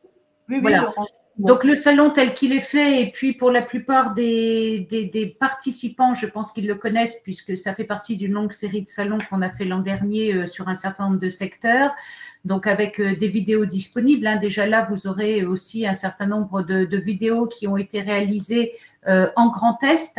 Donc, n'hésitez pas à aller les consulter. Donc, c'est le 25 novembre. Et puis, avec des entrées, donc plutôt sur les métiers et les formations. Une entrée, je recherche un emploi. Donc là, on aura Pôle emploi également qui sera présent avec une extraction, une spécification des offres sur ces filières. Une entreprise qui recrute, donc là, on aura un certain nombre d'entreprises qui seront présentes au travers de stands qui vont être là et qui vont pouvoir être sur le stand, avoir des conseillers en ligne. Et l'idée du salon virtuel, c'est bien que sur chacun des stands, on ait aussi des conseillers et des personnes avec qui échanger, auprès de qui se renseigner. Et puis, un stand sur l'évolution professionnelle avec la présence de Transition Pro, des OPCO concernés, etc. Donc voilà, donc ce salon est en cours de construction. L'adresse qui est portée sur le support est déjà valide, donc n'hésitez pas à vous y connecter. Vous recevrez un petit message de rappel la veille du salon. Et n'hésitez pas surtout à aller rencontrer les professionnels qui seront présents sur le salon si vous avez des questions à leur poser. Donc, si on vous le présente aujourd'hui, c'est aussi pour que vous puissiez mobiliser vos publics. donc soit de façon individuelle, soit collective dans le cadre de groupe. J'ai vu qu'il y avait des missions locales dans le cadre de groupes garantie jeunes ou autres.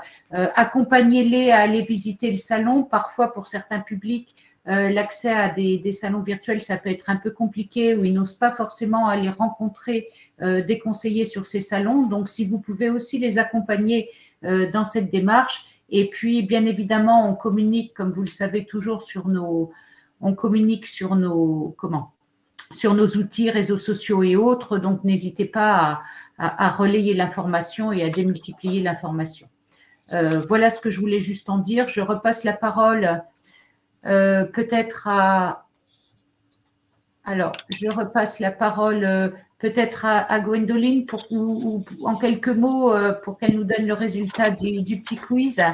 Oui, donc là, vous avez en rose les résultats qui correspondent à nos échanges. Dans ce qu'on n'a pas pu dire, peut-être, c'est la première essence du Grand Est qui vient de être un des feuillus largement répandus chez nous. Alors après, ça dépend toujours des territoires. C'est-à-dire, si vous êtes en Champagne-Ardenne, vous avez une essence comme le peuplier qui est bien représentée et beaucoup plus que dans d'autres départements. Mais bon, donc là, il faudrait aller plus loin dans la présentation. Donc, en tout cas, merci à vous de vous intéresser à cette filière qui a bien besoin qu'on parle d'elle. Donc, on compte sur vous pour relayer après toutes les informations qu'on vous a transmises. Et j'espère que les liens qu'on vous a présentés vous seront utiles pour accompagner les demandeurs d'emploi ou personnes en reconversion ou jeunes qui se posent des questions.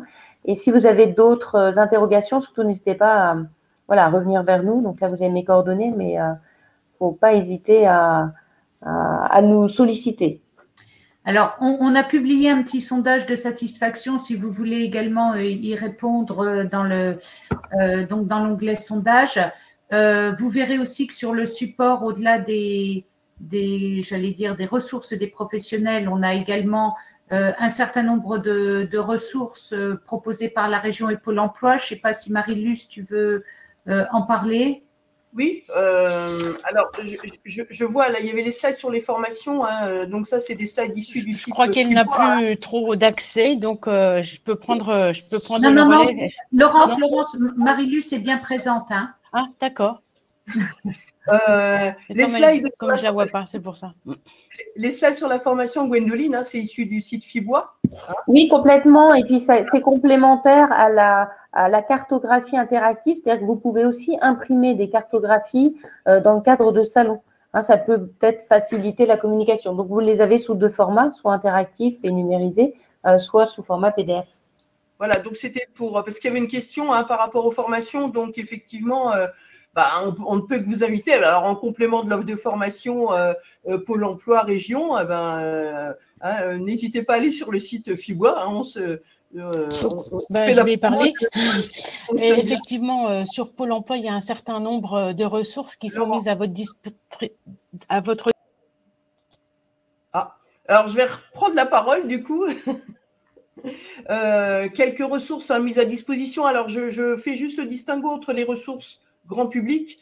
Donc, à votre disposition, vous verrez sur pôle emploi.org des informations sur les besoins de main-d'œuvre, notamment sur Stat Emploi. Vous allez trouver un tas d'informations sur les métiers en tension dans la filière. Je vous invite également à consulter le site IMT, mon information sur le marché du travail. Et puis, simplement, je rappelle, à disposition des conseillers, mais là exclusivement des conseillers Pôle emploi, donc le portail dont je parlais tout à l'heure avec les ressources. Donc n'ayez crainte, les ressources que la profession a mises à disposition sont bien là repartagées avec l'ensemble des conseillers, et c'est le site également sur lequel on va intraniser le replay de cet atelier avec le support d'animation. Donc voilà, c'était simplement le complément que je voulais apporter. Et puis pour terminer, peut-être à deux voix avec Laurence, les ateliers, les prochains ateliers à suivre, notamment ceux à destination des acteurs du SPRO, Le 19, Laurence, je te laisse peut-être aller sur le. Oui, alors, il y en a même un la semaine prochaine, le 12, donc vous retrouvez tous les liens après. Peut-être que je les remettrai parce que je ne suis pas sûre qu'ils soient mis. Donc, le 12 sur la viticulture au fil des saisons, mais il n'est pas noté. Le 19 octobre sur le commerce, le 9 sur l'aide-soignante, le 19 sur les métiers de l'agroalimentaire et le 7 décembre sur les métiers du paysage. Comme vous l'avez vu, on a fait un trimestre très tourné vers l'agriculture, la forêt et le bois, notamment aussi dans le cadre de cette grande campagne de communication dont parlait Gwendoline sur l'agriculture et les entrepreneurs du vivant. Donc voilà, ça c'est les prochaines échéances. J'ai quelques questions juste sur le salon virtuel. Il sera ouvert de 9h à 17h si vous souhaitez rencontrer des conseillers en ligne. Mais à 18h, on aura un live métier avec notre partenaire Startup Impala, donc vous pourrez également y assister. Et le salon restera plus longtemps ouvert pour simplement de la consultation de ressources ou visionner des vidéos. Mais c'est vrai que c'est entre 9h et 17h que vous trouverez des conseillers en ligne. Et effectivement, les lycées professionnels, alors on n'a pas souhaité forcément inviter l'ensemble des lycées de peur de ne pas être exhaustif non plus, ou que tout le monde ne puisse répondre. Là, sur le stand métier et formation, il y aura effectivement un relais des établissements de formation qui pourront répondre aux questions à la fois métier et formation. Voilà un petit peu pour finir cette… Et puis, je tenais, avant de laisser la parole à Laurence Maréchal, peut-être, ou Marie-Luce pour finir, à remercier l'ensemble des professionnels qui sont mobilisés. Comme vous avez pu le voir, c'est un secteur qui recrute. Donc, surtout, n'hésitez pas à emmener voilà, avec effectivement des contraintes qui peuvent être pour certains des avantages, travailler dehors, au grand air, en zone rurale. Voilà, ça peut être aussi des atouts. Et puis, en tout cas, un grand merci aux professionnels qui sont mobilisés. Et Laurence, je te laisse le mot de la fin peut-être. Eh bien, merci effectivement à vous tous pour votre contribution, pour avoir parlé de votre secteur avec cœur et envie, hein, puisque vous avez vraiment dit, effectivement, qu'une fois qu'on y est, eh bien, on n'en sort pas parce que les gens sont intéressants, ils parlent avec leur cœur de cette matière noble qu'est le bois. Donc, merci à vous. Et puis, Gwendoline, concluez. Merci aussi aux professionnels d'avoir pris le temps, voilà, et d'avoir dégagé du temps pour témoigner. C'est vrai que c'est important parce qu'on a beau essayer de faire le relais, c'est pas la même chose que quand vous échangez en direct et qu'on a des témoignages comme ça. Donc, merci aussi à vous pour votre implication. Merci à tous. Et puis, j'ai au plaisir de vous retrouver dans d'autres aventures. Voilà, et n'hésitez pas sur le salon. Voilà, n'hésitez pas à envoyer des demandeurs d'emploi. Merci à vous tous. Qui cherchent du sens à aller vers les métiers du bois et de la forêt. Bonne continuation. Merci. C'est en solo, je crois. Au revoir. Merci. Au revoir. Bonne soirée à tous.